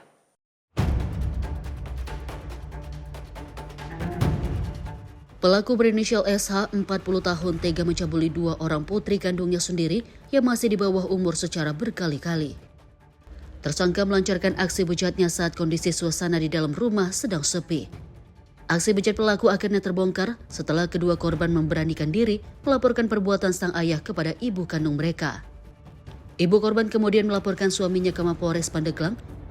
Petugas menangkap pelaku di kediamannya di Kecamatan Ciput bersama sejumlah barang bukti. Dari hasil pemeriksaan sementara, pencabulan dilakukan sebanyak 3 kali kepada putri pertama dan 1 kali kepada putri kedua. Bahkan dalam setiap melakukan aksi bejatnya, pelaku selalu melontarkan ancaman kekerasan agar kedua korban tidak berbicara kepada siapapun. Polres Pandeglang menerima laporan polisi dari atas nama SH selaku ibu kandung korban tentang dugaan tindak pidana pemerkosaan atau persetubuhan dan atau percabulan terhadap anak.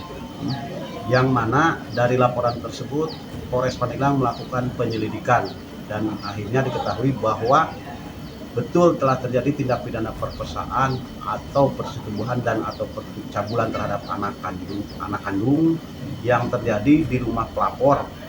Di rumah pelapor dalam hal ini di rumah ibu kandungnya yang berada di wilayah Kecamatan Ciput, Kabupaten Pandeglang.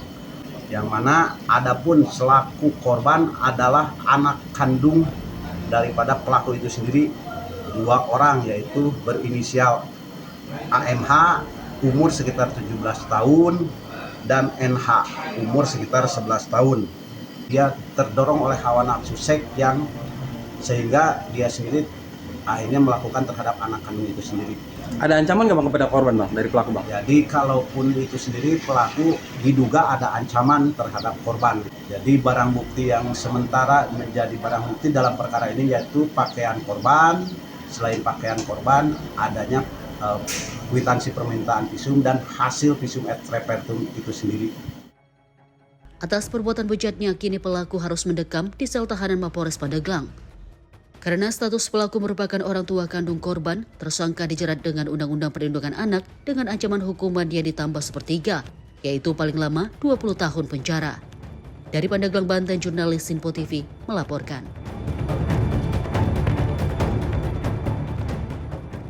Pemerintah melalui penyelenggara ibadah haji Arab Saudi menemukan sejumlah pelanggaran pembayaran dam nusuk yang melibatkan kelompok bimbingan ibadah haji dan umroh atau KBIHU. Sejumlah KBIHU diduga menarik uang dam dari jemaah dan menyerahkannya kepada mukimin tanpa melalui adahi, lembaga resmi yang ditunjuk pemerintah Arab Saudi. Juru bicara Kementerian Haji dan Umroh sekaligus Kepala Bidang Media Center Haji PPIH Arab Saudi, Ishan Marsha, menjelaskan penertiban terhadap praktik pembayaran dam fiktif merujuk pada Surat Edaran Nomor 30 Tahun 2026. Dalam aturan tersebut, pembayaran dam bagi jemaah haji di Tanah Suci wajib disalurkan melalui adahi sebagai lembaga resmi. Namun dalam praktiknya sejumlah KBIHU bekerja sama dengan mukimin untuk menghimpun pembayaran dam di luar mekanisme resmi. Sekurangnya terdapat 6 kasus yang berhasil diungkap Kementerian Haji dan Umroh yang melibatkan secara aktif oknum petugas dari KBIHU. Terdapat 3 KBIHU, yakni dengan inisial AU, HW, dan WD asal Nusa Tenggara Barat yang melakukan pelanggaran pembayaran dam, di mana KBIHU AU di bawah pimpinan TGI sebanyak 90 jemaah, KBIHU HW di bawah pimpinan HM sebanyak 19 jemaah, dan KBIHU WD di bawah pimpinan TGIH sebanyak 39 jemaah. Dan ketiga KBIHU tersebut membayarkan dam kepada mukimin. PPIH menyebut sebagian pihak telah kooperatif dan mengembalikan dana untuk disetorkan ke adahi, meski ada pula yang menolak dan siap menanggung resiko. Jadi kalau tadi misalnya sudah ada upaya-upaya yang dilakukan oleh teman-teman pembinaan kepada KBIHU itu, lalu kemudian KBIHU itu sadar akan pelanggaran-pelanggaran penyimpangan yang dilakukan, lalu kemudian mereka mengembalikan proses itu kepada yang semestinya sesuai dengan surat edaran kita tahun 2006 nomor 30. Maka terhadap KBIU itu kita terus lakukan pembinaan secara sistematis dan masif ya. Namun demikian kepada KBIU yang sudah dilakukan tindakan mediatif namun demikian menolak ya dan sudah menyatakan siap menanggung resiko, maka kemungkinan akan kita lakukan tindakan represif kerjasama dengan kepolisian. PPIH Arab Saudi menegaskan akan terus melakukan pengawasan dan penertiban terhadap praktik pembayaran dam yang tidak sesuai ketentuan. Jemaah haji diimbau memastikan pembayaran dam dilakukan melalui Adahi sebagai lembaga resmi yang ditunjuk pemerintah Arab Saudi. Dari Mekah, Arab Saudi, Ferdi Setiawan, Sinpo TV, Media Center Haji 2026 melaporkan. Pemerintah pastikan ekspor SDA transparan dan akuntabel. Informasinya kami hadirkan usai jeda. Tetaplah bersama kami di Menyapa Indonesia Pagi.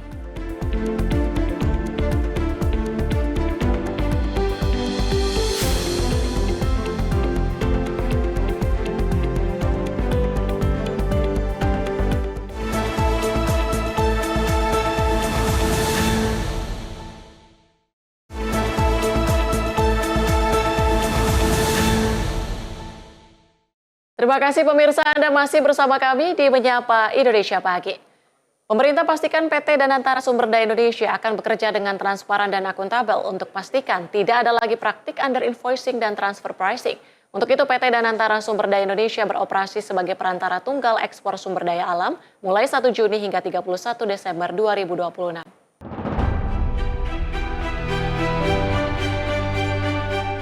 Sesuai amanat peraturan pemerintah, PT Danantara Sumber Daya Indonesia atau DSI beroperasi sebagai perantara tunggal ekspor sumber daya alam mulai 1 Juni hingga 31 Desember 2026.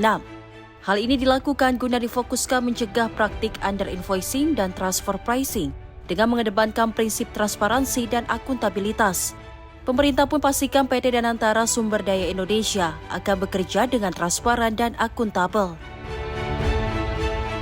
Yang pertama kami sampaikan bahwa untuk periode Juni sampai dengan 31 Desember bahwa DSI ini akan beroperasi sebagai perantara tunggal dan ini juga diamanatkan di dalam PP.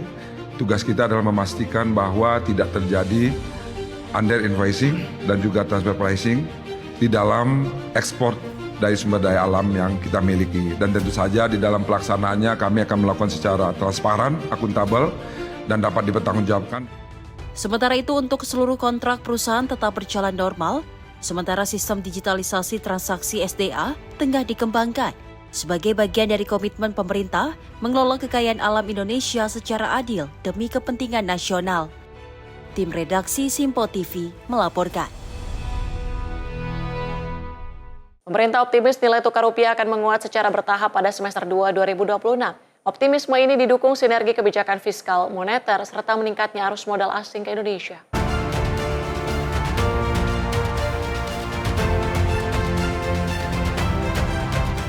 Menteri Keuangan Purbaya Yudi Sadewa menyampaikan optimisme bahwa tekanan terhadap nilai tukar rupiah akan mereda dan mulai menguat secara bertahap pada semester 2 2026. Pernyataan tersebut disampaikan dalam rapat kerja dengan Komisi 11 DPR RI Selasa 10 Juni 2026. Purbaya menjelaskan pelemahan rupiah pada awal periode masih dipengaruhi sentimen global, kondisi risk off pasar keuangan, serta tekanan neraca transaksi berjalan dan transaksi finansial domestik. Meski demikian, ia menilai sinergi kebijakan fiskal, moneter, dan sektor keuangan dapat menjaga stabilitas nilai tukar. Purbaya juga menyoroti kebijakan devisa hasil ekspor serta pendalaman pasar keuangan yang diharapkan meningkatkan pasokan falas. Selain itu, ia menyebut meningkatnya arus modal asing pada instrumen SBN dan SRBI serta peran Bank Indonesia dalam intervensi pasar, pengendalian suku bunga, dan penguatan likuiditas turut mendukung stabilitas rupiah. Kami juga mencermati perkembangan nilai tukar rupiah hingga awal Juni 2026 masih menghadapi tekanan, terutama dipengaruhi oleh sentimen global, kondisi risk off di pasar keuangan, serta tekanan dari transaksi berjalan dan transaksi finansial domestik. Namun demikian, pemerintah optimis dengan sinergi dan koordinasi yang lebih solid antara kebijakan fiskal, moneter, dan sektor keuangan, disertai dengan perbaikan tata kelola DHE serta pendalaman pasar keuangan akan memperkuat pasokan falas dalam negeri ditambah dengan perbaikan kepercayaan investor, sehingga rupiah akan kembali menguat secara bertahap pada semester 2 tahun 2026. Arus modal asing juga menunjukkan perbaikan yang signifikan pada triwulan kedua tahun 2026, terutama pada instrumen SBN dan SRBI. Meskipun pasar saham masih mencatat outflow, namun secara keseluruhan minat investor terhadap instrumen keuangan domestik masih tetap terjaga. Sementara itu, Gubernur Bank Indonesia Peri Warjio menegaskan BI akan terus memperkuat kebijakan untuk menjaga stabilitas rupiah. Melalui intervensi di pasar spot dan derivatif, penyesuaian suku bunga, pengelolaan likuiditas, serta kebijakan penguatan arus modal asing dan pengendalian transaksi falas. Terima kasih Ibu Ketua OJK, kami bersama terjun ke bank-bank untuk meyakini bahwa transaksi falas di perbankan yang dari korporasi maupun dari individu itu harus ada underlying-nya. Bagaimana kami menggunakan kebijakan makro budaya dan sistem pembayaran untuk bersama turut mendukung pertumbuhan ekonomi nasional. Tim redaksi Sinpo TV melaporkan. Asisten Khusus Presiden Bidang Komunikasi dan Analisis Kebijakan Dirgayuza mengungkap pola pikir gerak cepat Presiden Prabowo dalam buku Presiden Solusi. Buku tersebut menyoroti cara Prabowo mengambil keputusan dan menyelesaikan persoalan pemerintah.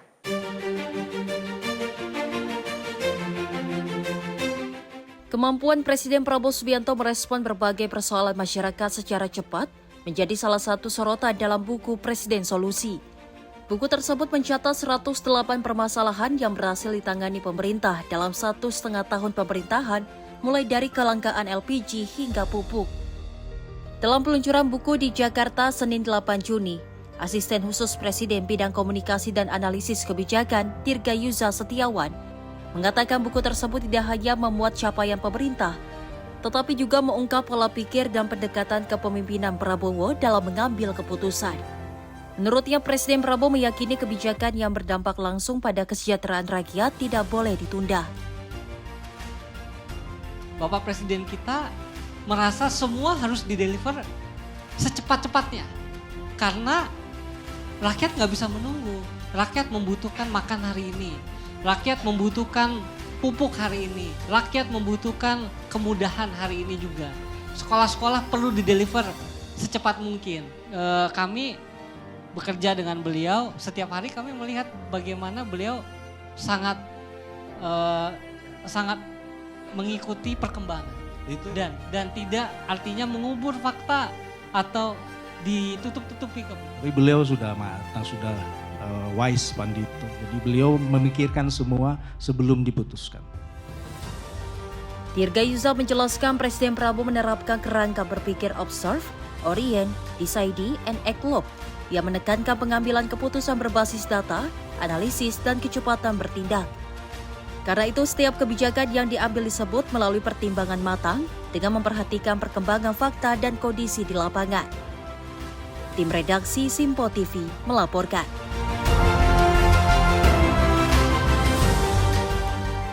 Setelah menyelesaikan rangkaian puncak ibadah haji, sebagian jemaah memanfaatkan waktu luang dengan melakukan city tour ke kota Taif.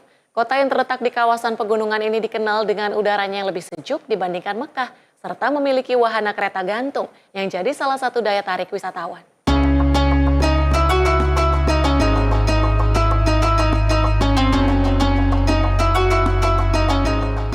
Usai menyelesaikan rangkaian puncak ibadah haji, sejumlah jemaah memanfaatkan waktu luang dengan mengunjungi kota Taif, salah satu destinasi wisata favorit yang berada di sekitar Mekah.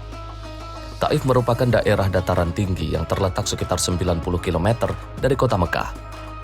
Berada di kawasan pegunungan Al-Hada dengan ketinggian sekitar 2.000 meter di atas permukaan laut, kota ini memiliki suhu yang lebih sejuk dan pemandangan alam yang menawan. Salah satu daya tarik utama di Taif adalah wahana kereta gantung atau gondola yang membentang di atas lembah dan pegunungan berbatu. Dari dalam gondola, pengunjung dapat menikmati pemandangan pegunungan, jalan berliku, serta hamparan lembah yang menjadi ciri khas kawasan Al-Hada. Untuk menikmati wahana ini, pengunjung dikenakan biaya sekitar 55 rial. Perjalanan dari atas menuju bawah memakan waktu sekitar 15 menit dan 15 menit untuk kembali ke atas, sehingga total durasi satu putaran mencapai 30 menit. Selain menawarkan keindahan alam, Taif juga memiliki nilai sejarah dalam perjalanan dakwah Rasulullah SAW. Kota ini dikenal sebagai salah satu tempat yang pernah didatangi Rasulullah untuk menyampaikan risalah Islami. Di Taif, Rasulullah SAW mengalami penolakan dan perlakuan yang menyakitkan dari sebagian penduduk setempat. Meski demikian, beliau tetap memilih bersabar dan mendoakan kebaikan bagi mereka. Dalam sebuah riwayat, ketika ditawari hukuman oleh malaikat bagi penduduk Taif, Rasulullah justru memohon agar mereka diberikan petunjuk oleh Allah.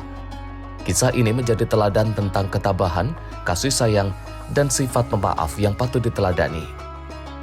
Bagi jemaah, kunjungan ke Taif bukan hanya menjadi sarana penyegaran setelah menjalani rangkaian ibadah haji yang padat, namun juga menjadi momen untuk menikmati keindahan alam sekaligus mengenang jejak sejarah dakwah Islam. Yang pada begitu indah, pemandangannya begitu menyenangkan. Ini adalah rezeki untuk bisa sampai ke sini. Kalau dikatakan mahal sih mahal ukuran kita, tapi dengan kita menunggu 13 tahun untuk ke sini rasanya puas. Berarti setelah Al-Husna, iya, kita City-Tour dulu. City-Tour dulu, ya. Ya, sebelum bergeser ke Madinah. Enggak, benar juga, seru. Ya. Seru sekali. Senang banget, itu tadi saya bilang, kalau di Indonesia ada taman mini, kan cuma sedikit tuh, kalau di taman mini sini panjang, pemandangannya bagus banget. Tadinya terasa agak mahal ya, tapi setelah dijalani kayaknya pantas-pantas aja tuh dengan perjalanan yang begitu bagus, rasanya pas. Kesan-kesannya sangat memuaskan sih, amazing. Ya, kalau harganya sesuai lah sebanding. Keindahan alam pegunungan, udara yang sejuk, serta nilai sejarah yang dimilikinya menjadikan Taif salah satu destinasi yang menarik untuk dikunjungi saat berada di Tanah Suci. Dari Taif, Arab Saudi, Ferdi Setiawan, Sinpo TV, Media Center Haji 2026. Kita ke informasi lain pemirsa, iming-iming keuntungan fantastis dari bisnis ternak hewan kurban berujung petaka. Seorang pengusaha peternakan di Bekasi diduga menipu dan menggelapkan dana investasi ratusan juta rupiah milik sejumlah korban.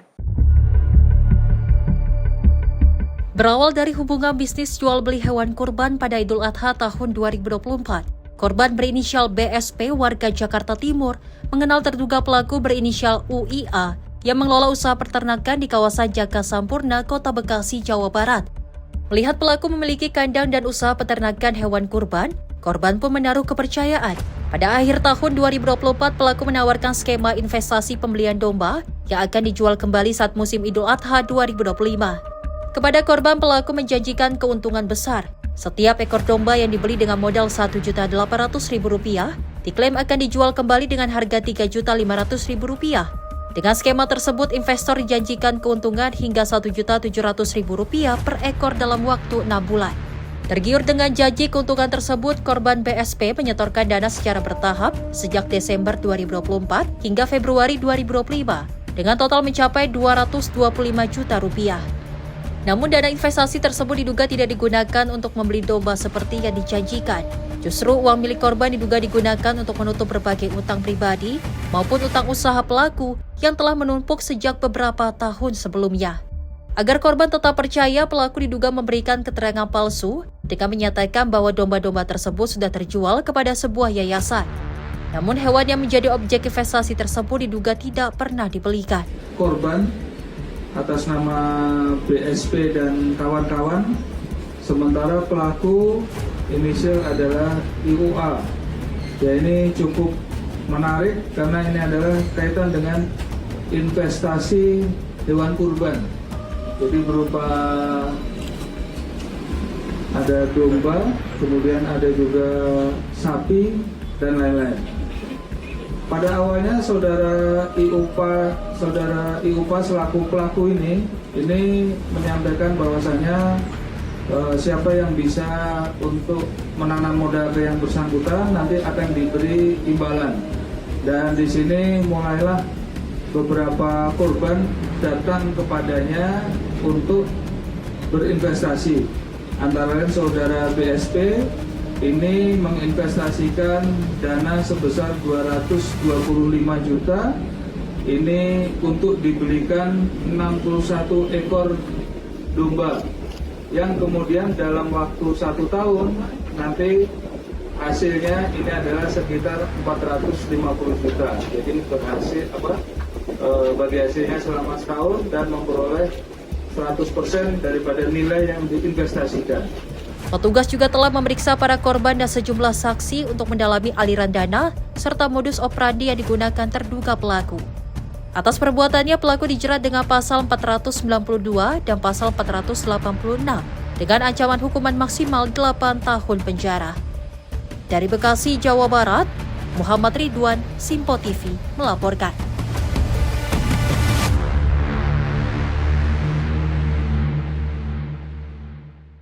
Di tengah dinamika global, pemerintah memutuskan tetap mempertahankan harga BBM bersubsidi. Langkah ini dilakukan dengan harapan masyarakat tetap menjalankan aktivitas sehari-hari tanpa terbebani kenaikan biaya energi. Di balik setiap perjalanan dan aktivitas masyarakat, ada kebutuhan energi yang harus tetap terjangkau. Oleh karenanya, di tengah dinamika global, pemerintah memutuskan tetap mempertahankan harga BBM bersubsidi. Melalui sosial media Instagram @bakom.ri, disampaikan untuk harga Pertalite tetap di angka 10.000 per liter dan biosolar tetap di 6.800 per liter. Langkah ini dilakukan guna menjaga daya beli masyarakat serta membantu aktivitas ekonomi tetap bergerak di tengah dinamika harga energi dunia. Kami menyampaikan bahwa harga BBM untuk bersubsidi maupun LPG itu tidak ada perubahan sama sekali. Makanya kita untuk menjaga daya beli masyarakat, terutama kepada BBM subsidi sama sekali tidak kita naik. Tim redaksi Simpo TV melaporkan. Aksi pencurian sepeda motor yang dilakukan seorang karyawan terhadap majikannya berhasil diungkap Satuan Reserse Kriminal Polres Metro Bekasi Kota. Pelaku membuat duplikat kunci kendaraan operasional tempat ia bekerja. Satuan Reserse Kriminal Unit Resmo Polres Metro Bekasi Kota berhasil mengungkap kasus pencurian dengan pemberatan yang terjadi di kawasan Pasar Modern Sinpasa, Sumarekon Bekasi, Kota Bekasi, Jawa Barat. Kasus tersebut berawal saat korban berinisial A mempekerjakan pelaku berinisial AS sebagai karyawan yang bertugas mengantarkan pesanan pelanggan menggunakan sepeda motor operasional milik korban. Namun tanpa sepengetahuan korban, pelaku membuat duplikat kunci sepeda motor tersebut. Setelah memiliki salinan kunci, pelaku kemudian mengambil dan menguasai kendaraan milik korban. Kronologis kejadian bahwasanya memang saudara AGS ini selaku usaha ternak ayam potong ini menyediakan beberapa sepeda motor kepada para karyawannya, dan saudara ASW ini adalah merupakan salah satu karyawannya yang biasa dia dari ruko Sinpasa Sumarekon ini kemudian mengedrop ayam-ayam potong ini kepada para pelanggan-pelanggannya. Kemudian dia bagian mengantar ayam-ayam, dan pada suatu kesempatan ini saudara ASW ini menduplikat daripada kunci motor tersebut, sehingga pada saat yang bersangkutan tidak bertugas, dia mengambil motor daripada tuannya atau motor yang biasa dia kendarai ini sendiri. Ini di ruko Pasar Sumarekon, ini diambil di parkiran, kemudian dia kendarai, kemudian di situ korban atau saudara AGS ini melaporkan kehilangan motor, dan setelah dilihat CCTV dan di situ terlihat bahwasanya pelaku adalah karyawannya sendiri, saudara ASW. Petugas kepolisian berhasil mengamankan pelaku di Jalan Pintu Air Kota Bekasi. Dari tangan pelaku, polisi menyita sejumlah barang bukti berupa 1 unit sepeda motor, 1 helai jaket, dan 1 buah helm. Atas perbuatannya, pelaku dijerat pasal 363 Kitab Undang-Undang Hukum Pidana tentang pencurian dengan pemberatan, dengan ancaman hukuman maksimal 7 tahun penjara. Dari Bekasi, Jawa Barat, Muhammad Ridwan, Simpo TV melaporkan. Polres Metro Pelabuhan Tanjung Priok berhasil mengungkap peredaran obat terlarang periode semester pertama di tahun ini. Adapun barang bukti narkotika jenis sabu jadi paling banyak dengan total berat 3 kg. Pengungkapan tindak pidana peredaran dan penyalahgunaan narkotika di kawasan hukum Polres Pelabuhan Tanjung Priok dilakukan sejak Januari hingga Juni 2026. Dari total 58 kasus, polisi menangkap 67 tersangka. Kapolres Metro Pelabuhan Tanjung Priok, AKBP Aris Wibowo menerangkan barang bukti yang diamankan yakni narkotika jenis sabu seberat 3,2 kg, 5.529 buah narkotika, etomidate, 55,35 gram ganja, 15,2 gram tembakau sintetis, 25 butir ekstasi dan obat-obatan berbahaya lainnya. Hal ini disampaikan Aris pada kesempatan jumpa pers di kantor Polres Metro Pelabuhan Tanjung Priok pada Jumat siang. Barang haram, kita tidak boleh melakukan estimasi biaya. Berapa nilai dari barang ini, tetapi merujuk dengan nilai pasaran. Rekan-rekan bisa tadi menyimpulkan berapa nilai dengan 1 gram, misalnya sabu atau 1 piece etomidate yang ada di pasaran itu berapa, nah itu bisa dikalkulasikan. Kemudian kedua, untuk jaringan, ada beberapa yang memang ini merupakan satu jaringan. Seperti tadi pengungkapan di etomidate, dari pertama pengungkapan 333 piece, kami dalami, kami kembangkan, bisa mengungkap hingga 5.000 lebih piece. Kemudian di narkoba jenis sabu juga sama, itu merupakan jaringan juga, bisa kita ungkap untuk ke barang bukti yang lebih banyak lagi. Tetapi untuk beberapa kasus yang lainnya lagi juga ada barang bukti yang nilainya cukup kecil dan dilaksanakan tidak hanya oleh Satres Narkoba saja, tetapi juga dengan polsek jajaran. Dari Jakarta, Max Bunte, Azizul Hakim, Sinpo TV, melaporkan. Seorang pria di Kulon Progo, Yogyakarta, nekat membawa kabur 3 unit telepon genggam milik pelajar saat berpura-pura menawarkan jasa instalasi aplikasi anti sadap. Aksi pencurian ini dilakukan demi memenuhi kebutuhan seragam sekolah anak pelaku. Seorang pria berinisial AW yang sedang COD telepon genggam di sekitar lapangan Pengasih Kabupaten Kulon Progo disergap petugas unit Reskrim Polsek Pengasih. Pria yang berprofesi sebagai wira swasta ini tak berkutik karena kedapatan membawa kabur 3 unit telepon genggam milik 3 orang pelajar. Kejadian bermula saat ketiga korban yang masih berstatus pelajar selesai melakukan kegiatan kerja kelompok. Di tengah jalan, ketiga pelajar ini tiba-tiba dihampiri oleh pelaku. Dengan wajah memelas, pelaku meminta tolong kepada para korban untuk diantarkan ke salah satu sekolah yang berada di kawasan Pengasih. Tanpa menaruh rasa curiga, ketiga pelajar yang berniat baik ini langsung mengantarkan pelaku ke lokasi tujuan. Sesampainya di sana, pelaku menawarkan sebuah aplikasi canggih yang diklaim sebagai aplikasi anti sadap untuk dipasang di ponsel para korban. Terbuai oleh tipu daya pelaku, ketiga pelajar tersebut langsung menyerahkan telepon genggam mereka.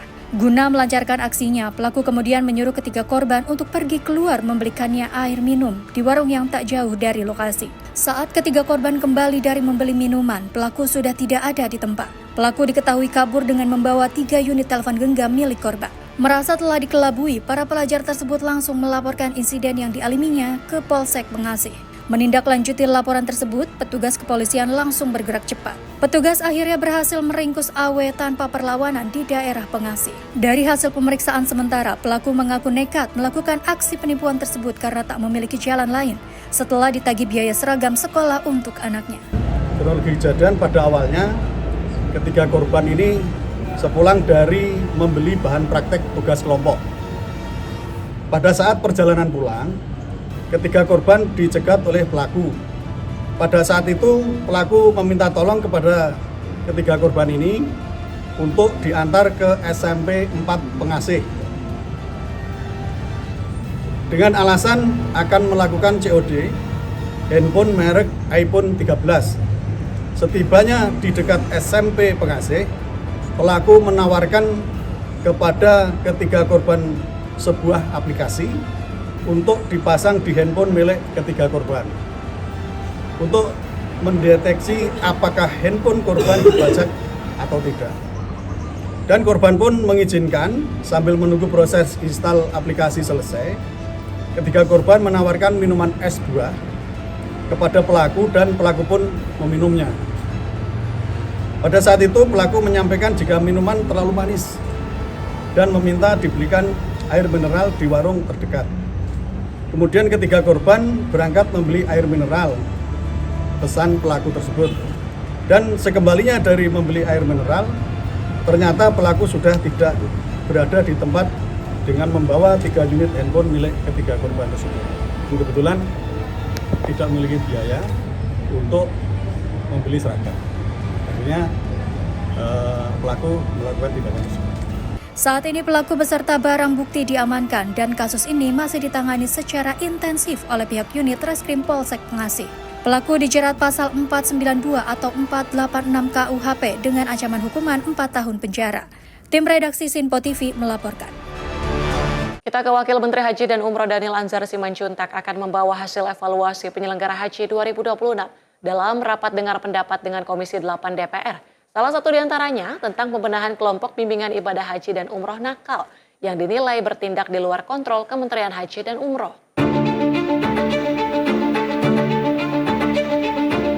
Temuan adanya praktek transaksi pembayaran dam dan badal haji ilegal yang diduga dilakukan oleh oknum kelompok bimbingan ibadah haji menjadi sorotan serius bagi Kementerian Haji dan Umroh Republik Indonesia. Hal tersebut disampaikan Wakil Menteri Haji dan Umroh Daniel Anzar Simanjuntak sebelum bertolak ke tanah air di Bandara Internasional King Abdul Aziz Jeddah pada Selasa pagi. Wamenhaj mengatakan pihaknya akan melakukan penertiban terhadap kelompok bimbingan ibadah haji dan umroh atau KBIHU yang dianggap bertindak di luar kendali, termasuk diantaranya maraknya dugaan penipuan dam dan badal haji atau dam dan badal haji ilegal.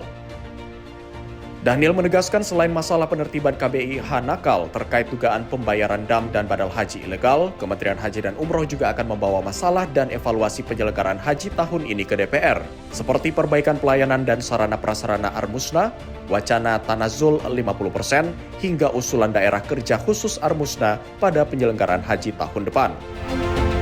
Penipuan terhadap badal haji yang dilakukan oknum KBIHU, kami akan tertibkan dengan tegas dan keras supaya kemudian tahun depan tidak akan terjadi ini. Ini kan gunung es ya, praktek lama yang masih berusaha dipertahankan, dan hari ini kami akan bersih-bersih praktek-praktek itu. Saya akan pastikan selama saya Wakil Menteri Haji, praktek itu saya akan bersihkan, dan kami tidak mau ada terus perilaku mengkomodifikasi jamaah. Jadi stop melakukan dan menjadikan jamaah haji itu sebagai komoditas. Mereka adalah orang-orang yang harus dibimbing, orang-orang yang harus dibina dari sisi ibadah, bukan justru kemudian dijadikan komoditas. Jadi kami akan melakukan tindakan tegas. Maksud tanggal 15 nanti akan ada dengan DPR akan disampaikan? Ya, itu salah satu poin penting dari kami. Dari Jeddah Arab Saudi, Ferdi Setiawan, Sinpo TV, Media Center Haji 2026. Dan pemirsa, informasi tadi sekaligus menutup jumpa kita kali ini. Saya Tiara Dianti, mewakili seluruh kerabat kerja yang bertugas pamit undur diri. Terima kasih dan sampai jumpa.